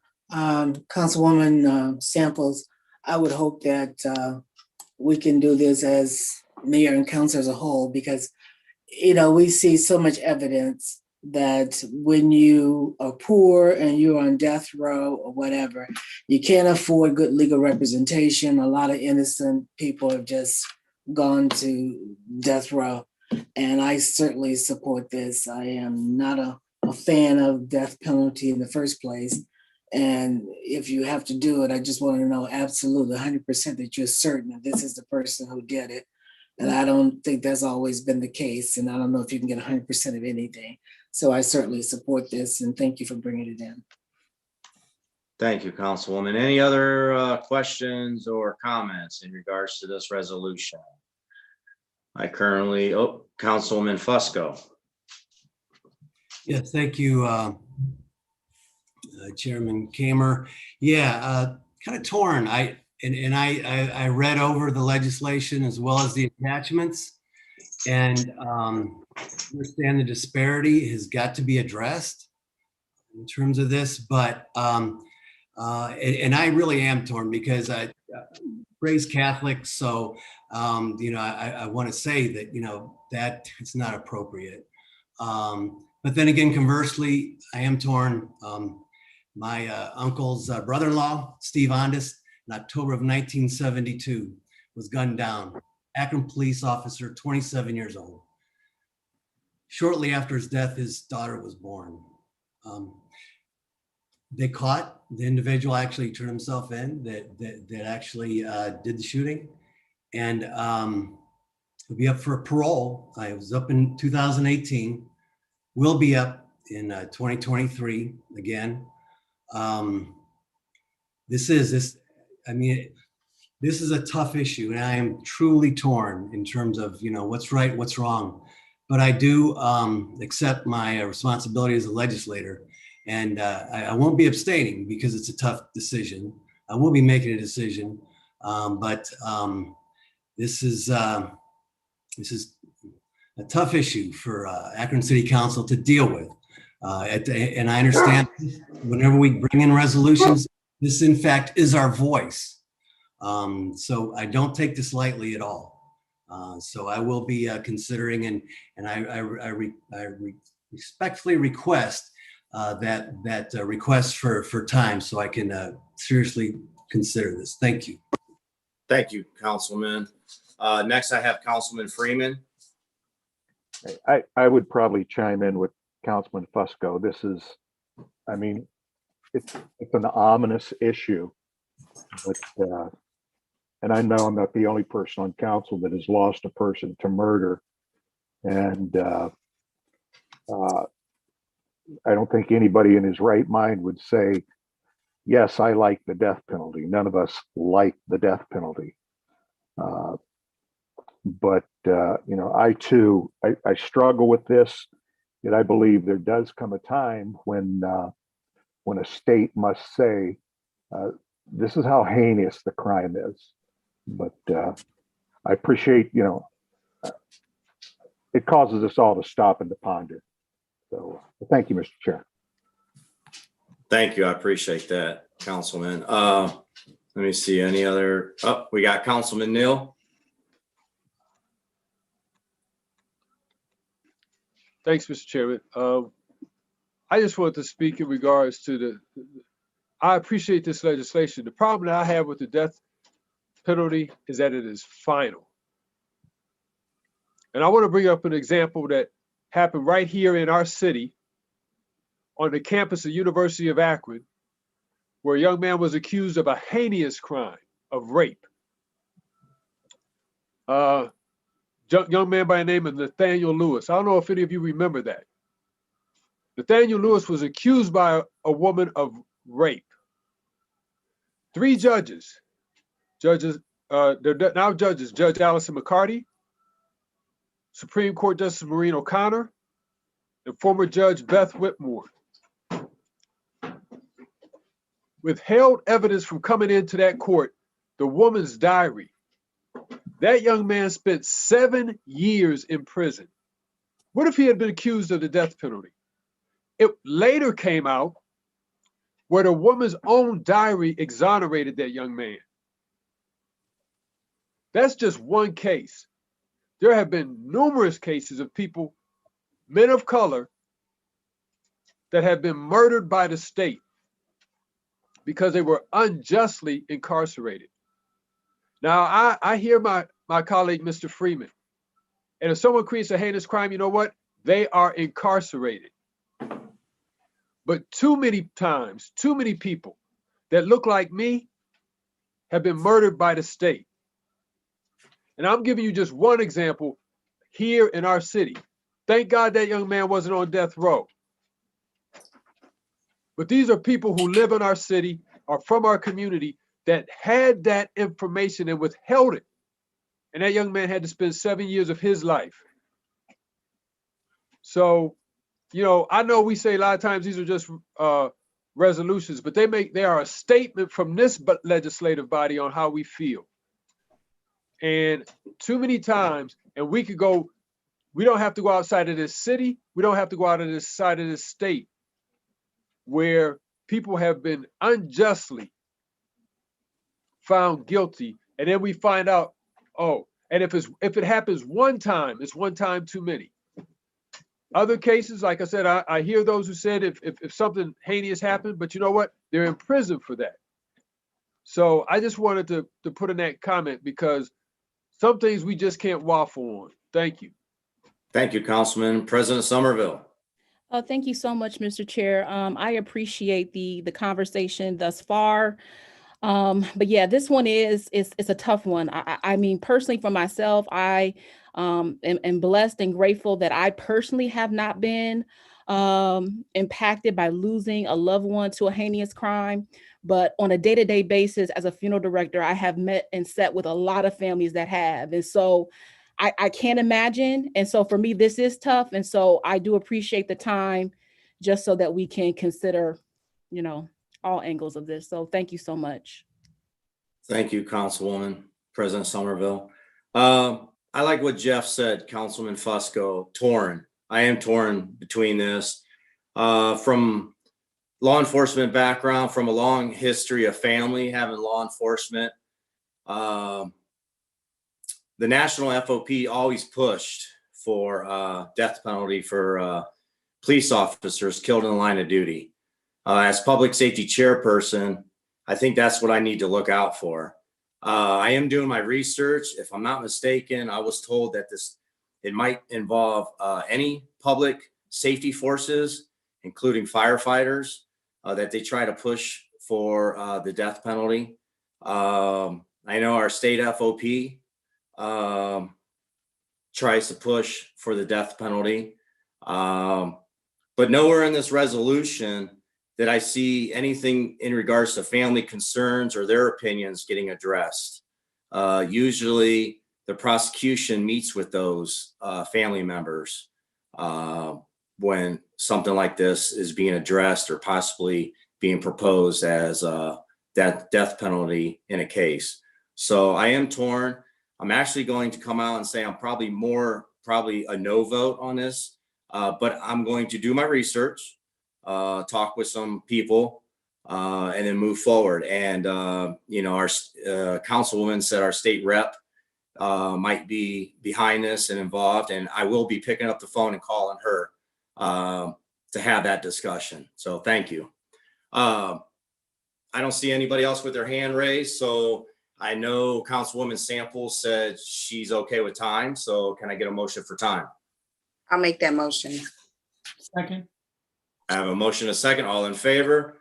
Aye. Aye. Aye. Anybody opposed? All right. I just want to thank everyone for the healthy discussion today. I'm very happy and proud of my colleagues with how we dove into all three pieces, and we had a good discussion. So thank you. We're adjourned. Our next committee meeting of the day is the Rules Committee, and that'll be followed by the Public Utilities and Green Committee, and finally the Budget and Finance Committee today. So again, our next committee is the Rules Committee meeting. Those committee members are Freeman, Fusco, Amobian, Connor, and Malik. Councilman Freeman, are you ready to get started?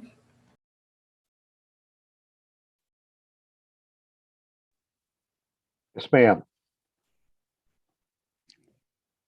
All right, we will call the Rules Committee meeting to order. And if we could have a roll call, please.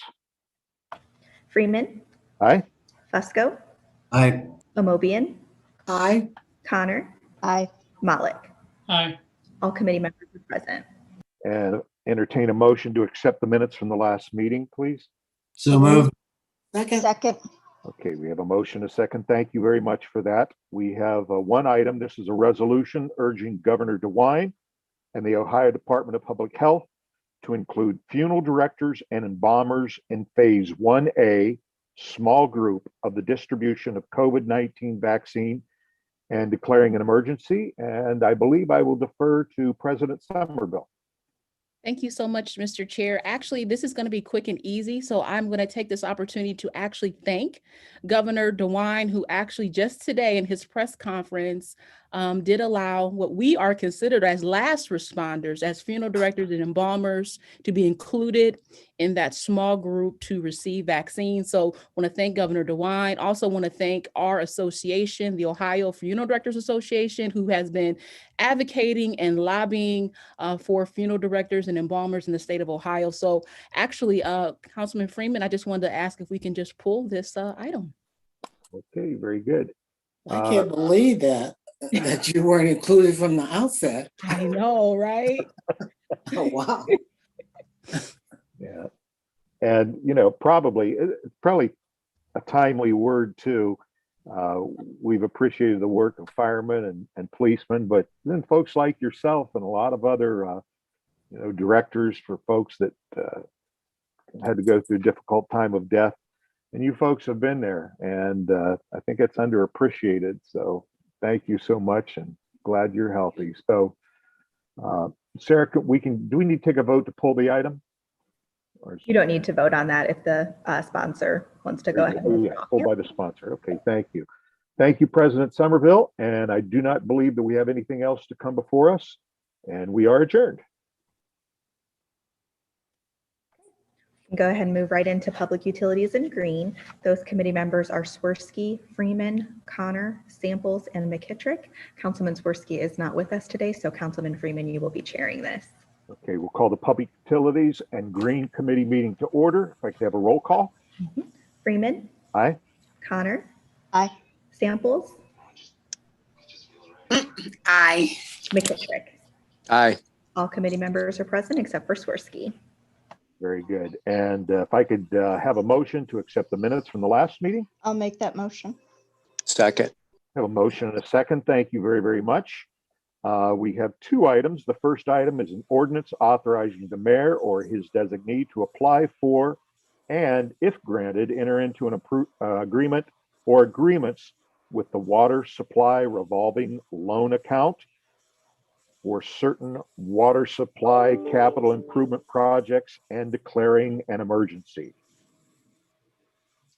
Thank you, Mr. Chairman, members of committee. We do this annually. We put together capital projects in water and we apply for loan funds. The interest rate currently on these projects are 0.43%. So very favorable loan amounts. You have the list of projects that we're going after: the Kenmore Boulevard 28th Street water main connection, lead service replacement program, the North Supply booster station replacement, process treatment update study at the plant, and water main replacement program, which is almost 3 miles worth of water main replacement for this year, and then the West Side transmission water main lining project. So with that, I want to highlight the lead service one. We did receive $1 million from OPWC. It's a grant that we will not pay back. And we are going to get $1 million from the Ohio EPA principal forgiveness. So We do have to get a loan for this, but then we pay ourselves back with those proceeds. So I can talk about the other ones if anybody has specific questions. With that, I will take any questions. Chris, any the loans that we applied for last year, were they all granted? What just a little history here. I could find out. I don't believe we went after all of them. Okay. Councilman Freeman, yes. Okay, thank you. But the big one was for last year was for the water meter replacement, and we did receive that one. Okay, very good. So I'll open it up to any questions from committee members. Looking for any hands that have been raised here. Okay. Any members of council outside of committee members? Mr. Malik. Sure. Thank you, Mr. Chair, and thank you, Mr. Luddle. I just wanted to, say I appreciate the, the efforts to get grants and to get principal forgiveness. As the saying goes, $1 million here, $1 million there. Sooner or later, you're talking about real money. So I appreciate the efforts to save taxpayer money here. Thank you, Mr. Malik. Mayor Horgan's goal is always to get rid of all these lead services, and we keep striving for that. So.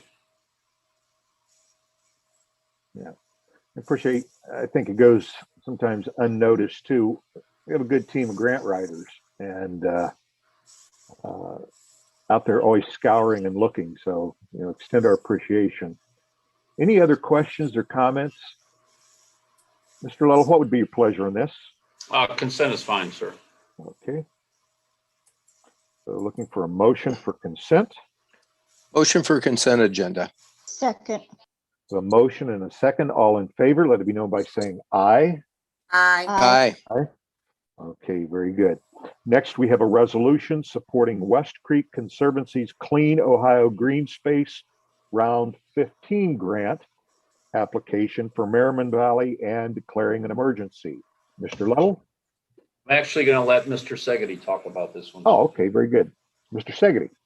Thank you, Mr. Luddle, and good afternoon, Mr. Freeman and members of council and others. This one is a resolution of support for the West Creek Conservancy in filing an application to the Ohio Public Works Commission for preservation of green space. And this is related to the action that council took a couple weeks ago on the conditional use for the Riverwoods development. So there was a condition in that ordinance that mentioned that the petitioner would provide a permanent public access easement for about 45 acres of space to be public green space. So when that was presented, West Creek was the partner of the Petros Development Group. And so they are applying to Clean Ohio. So I definitely recommend your consideration approving this because it will help to augment what council had put as a condition in that ordinance. I believe the deadline for application is April 1st, so it is coming up, and I'm happy to answer any questions. Looking at questions from committee members to begin with. Okay, I see no hands raised. Help me, Sarah, if I'm missing anyone. Any other council members that might have questions or comments? I don't see any hands raised. Okay. Could we entertain a motion to suspend the rules on this?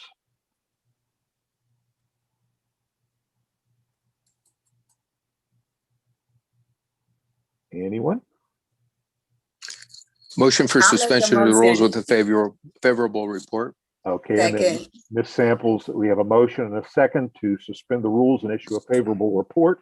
All those in favor, please let it be known by saying aye. Aye.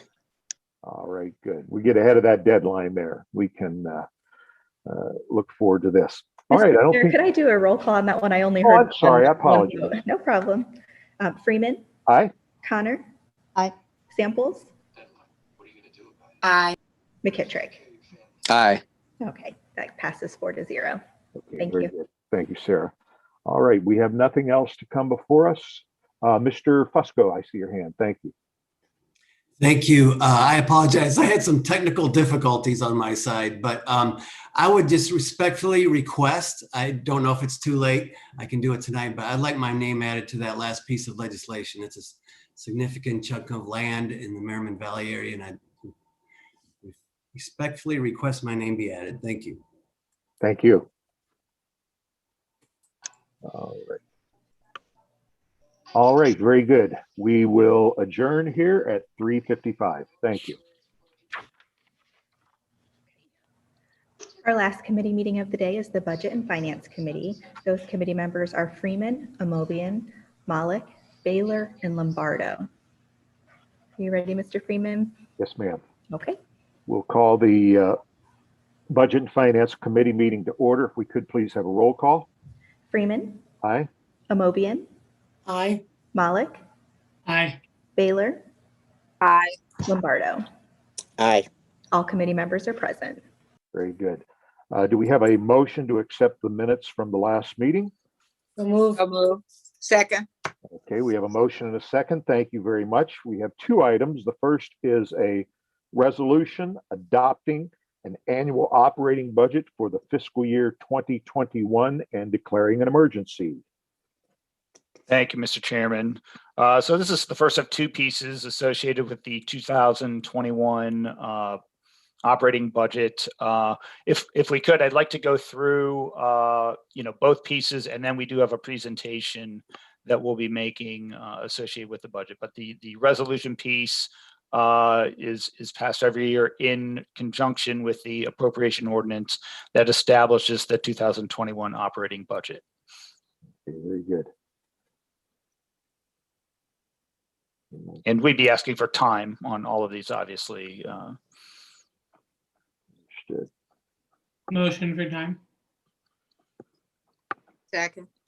A motion is second for time. All in favor? Aye. Aye. Aye. Aye. Okay, very good. All right, next we have an ordinance to make the annual appropriation for the current expenses, other expenditures, and the capital outlays of the city of Akron for the fiscal year ending December 31st, 2021, and declaring an emergency.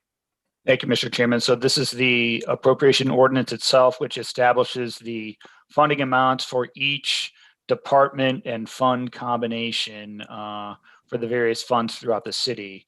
There is one change that we are making in the structure of this ordinance this year, and that is typically we would appropriate funds into three different categories within each department fund combination. So we would have our labor, we would have our capital outlay, and we would have our other.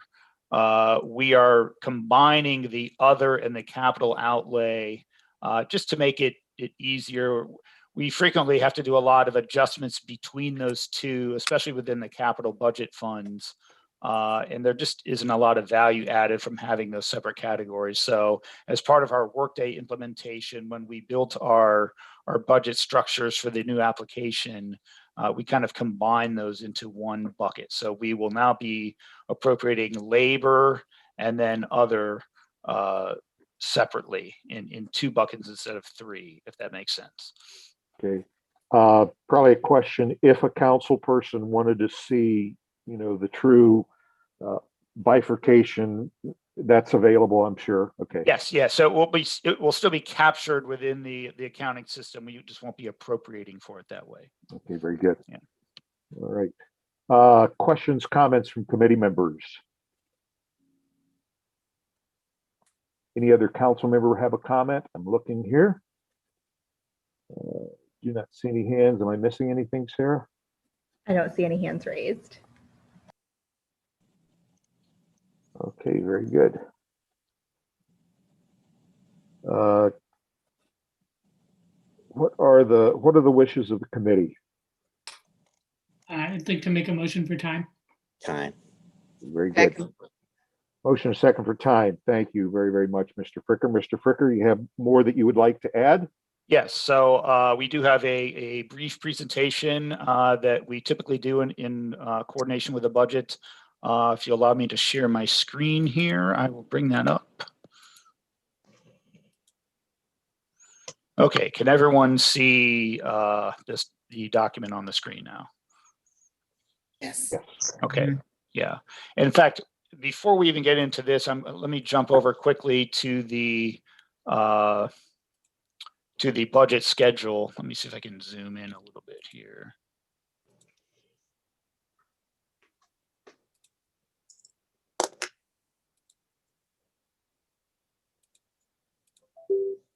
Okay, is that a little more legible there? Okay, so this is the schedule of the hearings. They will take place next week. They will be Tuesday through Thursday and go from 3 to 5 p.m. as is typical, what we've done in the past several years. So we will be distributing all this information later, after this meeting tonight. You will get a copy of the schedule. You'll get a copy of the presentation that I'm about to go through, and then all of the budgetary documents themselves that we typically use to work off of as we move through the budget numbers with each department. So all of that will be distributed, after this meeting, basically. Okay, I'm going to go back over to the plan. So the plan, we're going to kind of go through a little bit of a highlight of what happened in 2020, and then show how that kind of spills over into 2021, and how the performance of what happened in 2020 impacts the 2021 budget. Okay, so these are the assumptions that we are making for 2021.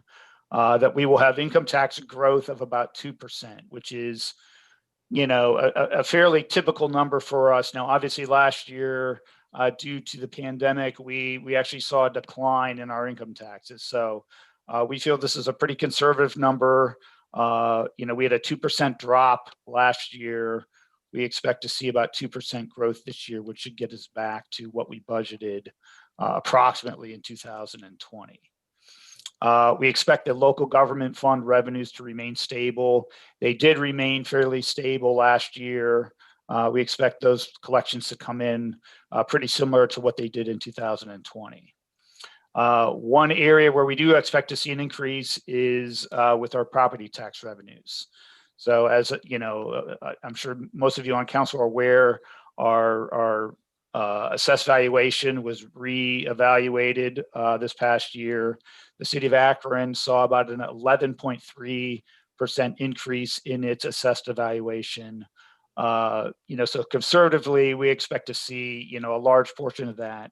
So we've budgeted for about a 10% increase in property tax revenues. We do not plan to do any increases in water or sewer rates for 2021. And we expect our gas tax revenue to remain stable. Then on the expenditure side, this will be the final year in a 3-year bargaining agreements with all 4 of our unions. And then the non-bargaining employees also will be subject to 3% cost of living wage increases for 2021. One other item in 2021 is the fact that there are 53 payrolls. So every few years you end up with, just the way the payroll calendar falls, where you end up with an extra payroll, and 2021 is one of those years. So we will have 53 pays, and you'll see that reflected throughout the budget, where the wage increases might look a little bit higher than they typically do, and that's because we do have that extra payroll. That's essentially about another 2% increase on top of the 3% cost of living that we had as a result of the bargaining agreements. Our healthcare costs, we expect to do the same chargeback amount that we did in 2020. So we expect that those costs remain stable. We have budgeted for a new fire class in 2021. That class will probably not come on until later in the year, sometime in the fall. The size of the class is still being determined. We're going to go up to 363 firefighters, and it all depends on how many additional vacancies we have between now and when the class is brought on, in terms of what that class size will be. But I expect it to be about 25 firefighters, somewhere in that neighborhood. Also included, and it's really not included in the budget as much as we've paid for a large portion of it last year, but we are implementing our new Workday system. Actually, in about 2 weeks is when we go live with the payroll portion of that. And then the finance portion goes live on the 1st of April. But one other major initiative that we do have that is contained within this budget is the rollout of Microsoft Office 365. And that's basically going to establish email accounts for all of our city employees, not just the full-time people that have them now, but even part-time and seasonal employees. When they become employees of the city, will be set up with an email account. And that kind of goes in conjunction with Workday, because Workday, we're getting rid of things like pay slips that we print out. And all of the employees of the city will be able to, either use their own personal computer, their work computer, or their own personal phone to access their payroll and benefit information. So because of that, we need to set up each city employee with a network ID and an email account. So that's part of the initiative of Office 365, and that is budgeted within this budget. And then finally, we will be utilizing the remaining $7.3 million of CARES Act funds. We'll get into the specifics of that a little bit more next week. I know the mayor wants to personally present some of that information with regard to those funds, but we will be utilizing the remaining $7.3 million we have in CARES Act funding in this 2021 budget.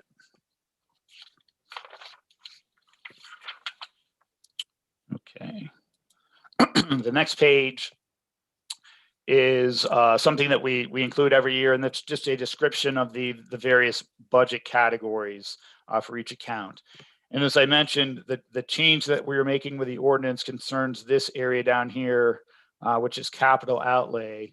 So all of these items will be combined into one bucket instead of separately breaking out this capital outlay piece. So we're still appropriating the same expenditures. We're just not separating the capital outlay from the rest of the non-labor expenses.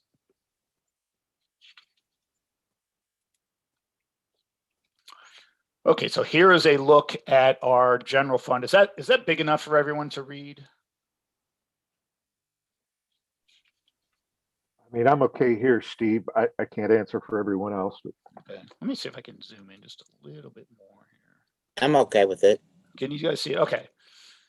So obviously there were some major impacts from the pandemic on our 2020 general fund operating results.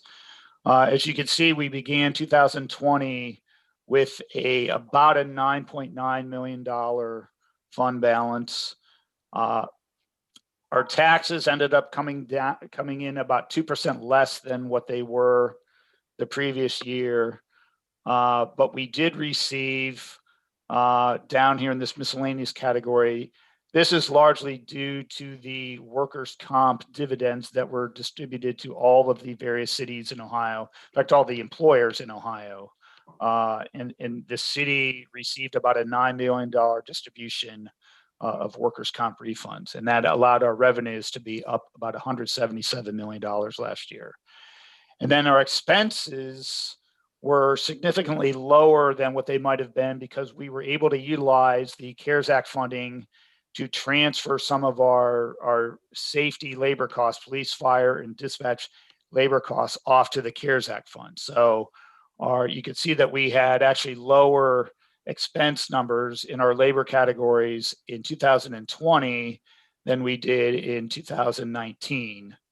And as a result of this, between the extra revenues from the workers' comp refund and the lower expenses due to the CARES Act eligible expenses being transferred, we ended up with about a $27.9 million balance in our general fund. So that carries over into 2021. This year's budget shows a very slight draw on that balance of about $775,000. So, and that is with using a little bit of the CARES Act money. And like I said, we'll cover this in more detail next week for some of our labor costs in 2021. So like I said, the net result of that is we will draw what we think will be less than $1 million of that general fund balance in 2021.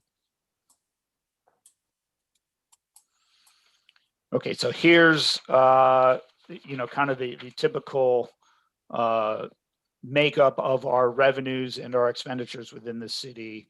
Nothing really has changed here a whole lot in terms of, obviously taxes and assessments are a huge portion of our revenues. That's about 68% of our revenue. Then we also have our charges for services, which are our curb service charges. It makes up the largest component of that.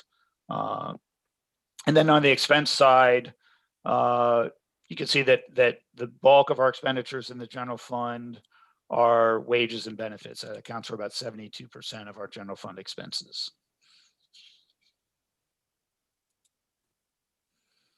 Okay, so here's a look by fund, and I know this is probably a little bit hard to read, but we expect our gross revenues overall within the city. I'm sorry, let me go back. Overall within the city to come in about the same as they did last year. Now, there are some increases in certain funds. We are getting some additional CDBG dollars, some additional emergency shelter grant dollars, but then we will not be getting in the CARES Act dollars that we did last year that will offset some of those increases that we've gotten in other grants. So overall, we expect that the revenues will come in pretty similar to last year, about $655 million.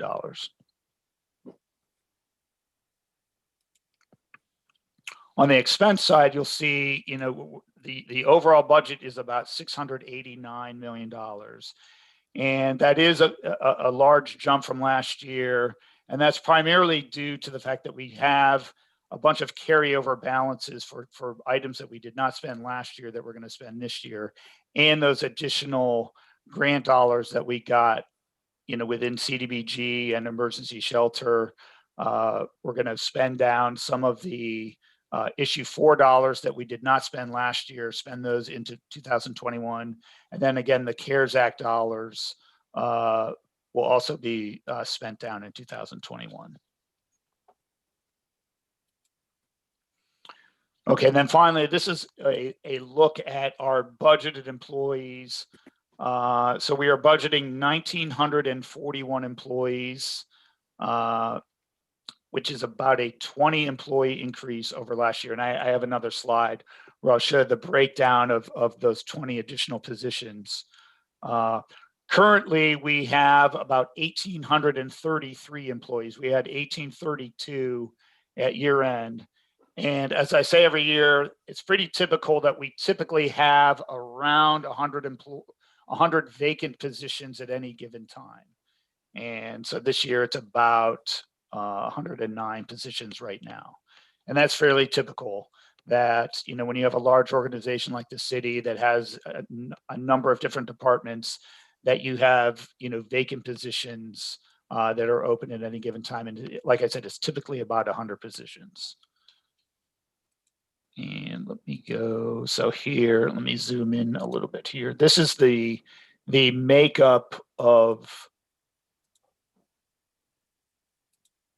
the increased positions. Okay, is that legible up on top? You can see, so last year we budgeted 1,921 positions. This year, 1,941. So the larger increases were in the integrated development department. Fire, as I mentioned, they're hiring a class this year. So it's a net increase of 7. And then services going up 11 employees. The vast majority of those, 8 of those, are from the additional workers that we're hiring in sanitation to take on the Northwest Akron sanitation routes instead of having those contracted out. So 8 of those 11 positions are due to that change in service in sanitation where the city is assuming those routes. So that's pretty much it in terms of, you know, the overview. If any of you have any questions, be happy to answer them. All right, we will open it up for questions, and I think we have I can't see everything. Looking for, okay, Mr. Malik, I do see your hand. There we go. Now I can see it. Thank you. Thank you, Mr. Fricker. That was very informative. I just on that last point about the service department, I think that the city taking over from at least my understanding, those routes has been very helpful. So I think that those are, you know, well invested monies in terms of hiring those new folks. The only question I had was, you know, with the federal stimulus bill working its way through the system, how is that pulled into this budget, just in terms of? So we have not, you know, baked anything in for the new stimulus bill. If that comes to fruition, as we all hope it will, you know, we will address that at that time. But, you know, in terms of specifics, we have not incorporated any of that, what might be additional funding into this budget at this time. Okay, and just one more question. That 27 million figure in the general fund, does that basically reflect our cash reserves? That is correct. Okay, so that's a very significant increase, and I mean, I think that's something that should also be applauded. Yes, that does put us in a much better financial position compared to where we were prior to 2020. What kind of effect does that have on our bond rating this year, Steve? It should, you know, so we, as I mentioned last fall, we did get downgraded last year. I don't, you know, from talking with our financial advisor, he thinks it's unlikely that it would actually result in an increase, but it might remove the negative outlook that we have and stabilize. You know, we have been talking to the rating agencies. They're aware that, you know, that we were able to build up our fund balance. Okay, very good. Okay, looking around for hands here. Mr. Neal. Thank you, Mr. Chairman. Didn't know if you were taking folks that weren't on the committee yet, but I did want to ask Mr. Fricker a question in regards to that fund balance, because I heard you speaking in regards to that carryover. How much of that is going to be drawn down? You made reference to it, but I couldn't follow it. At the end of the day, when you draw down from expenses that were carried over, where does it look like that's going to end up? Right. So with the general fund, this budget shows a draw on that of about $775,000. So less than $1 million of that 28 million we anticipate drawing in 2021. So if I understand, what the carryover expenses plus this year's budget, we're only drawing down 700,000. Yeah, well, the bulk of the carryover, and that's just in the general fund that I'm talking about. So, you know, there's carryover expenses in, you know, in the IT4 fund, you know, in the CARES Act fund itself, that we will be drawing down those.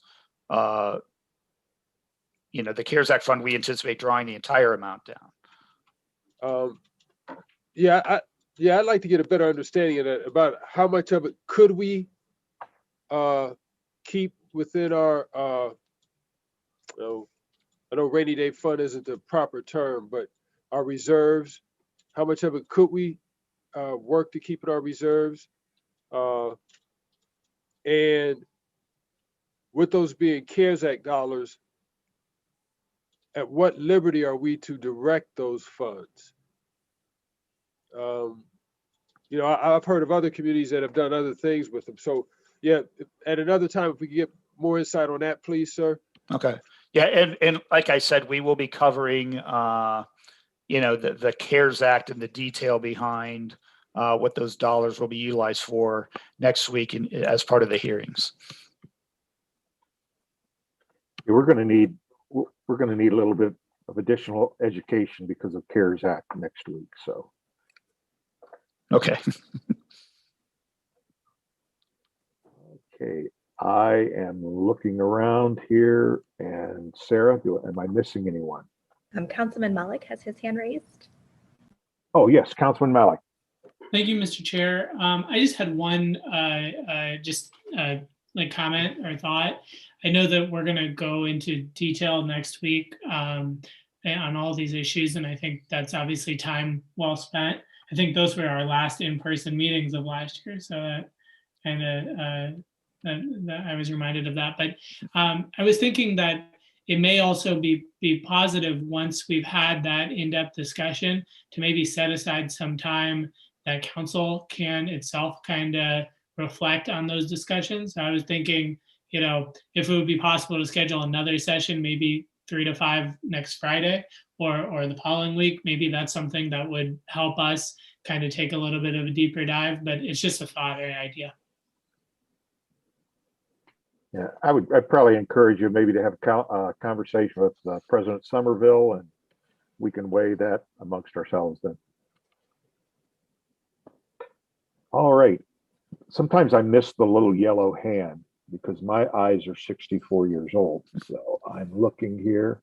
I do not see any currently. Okay, very good. It's not my eyes then.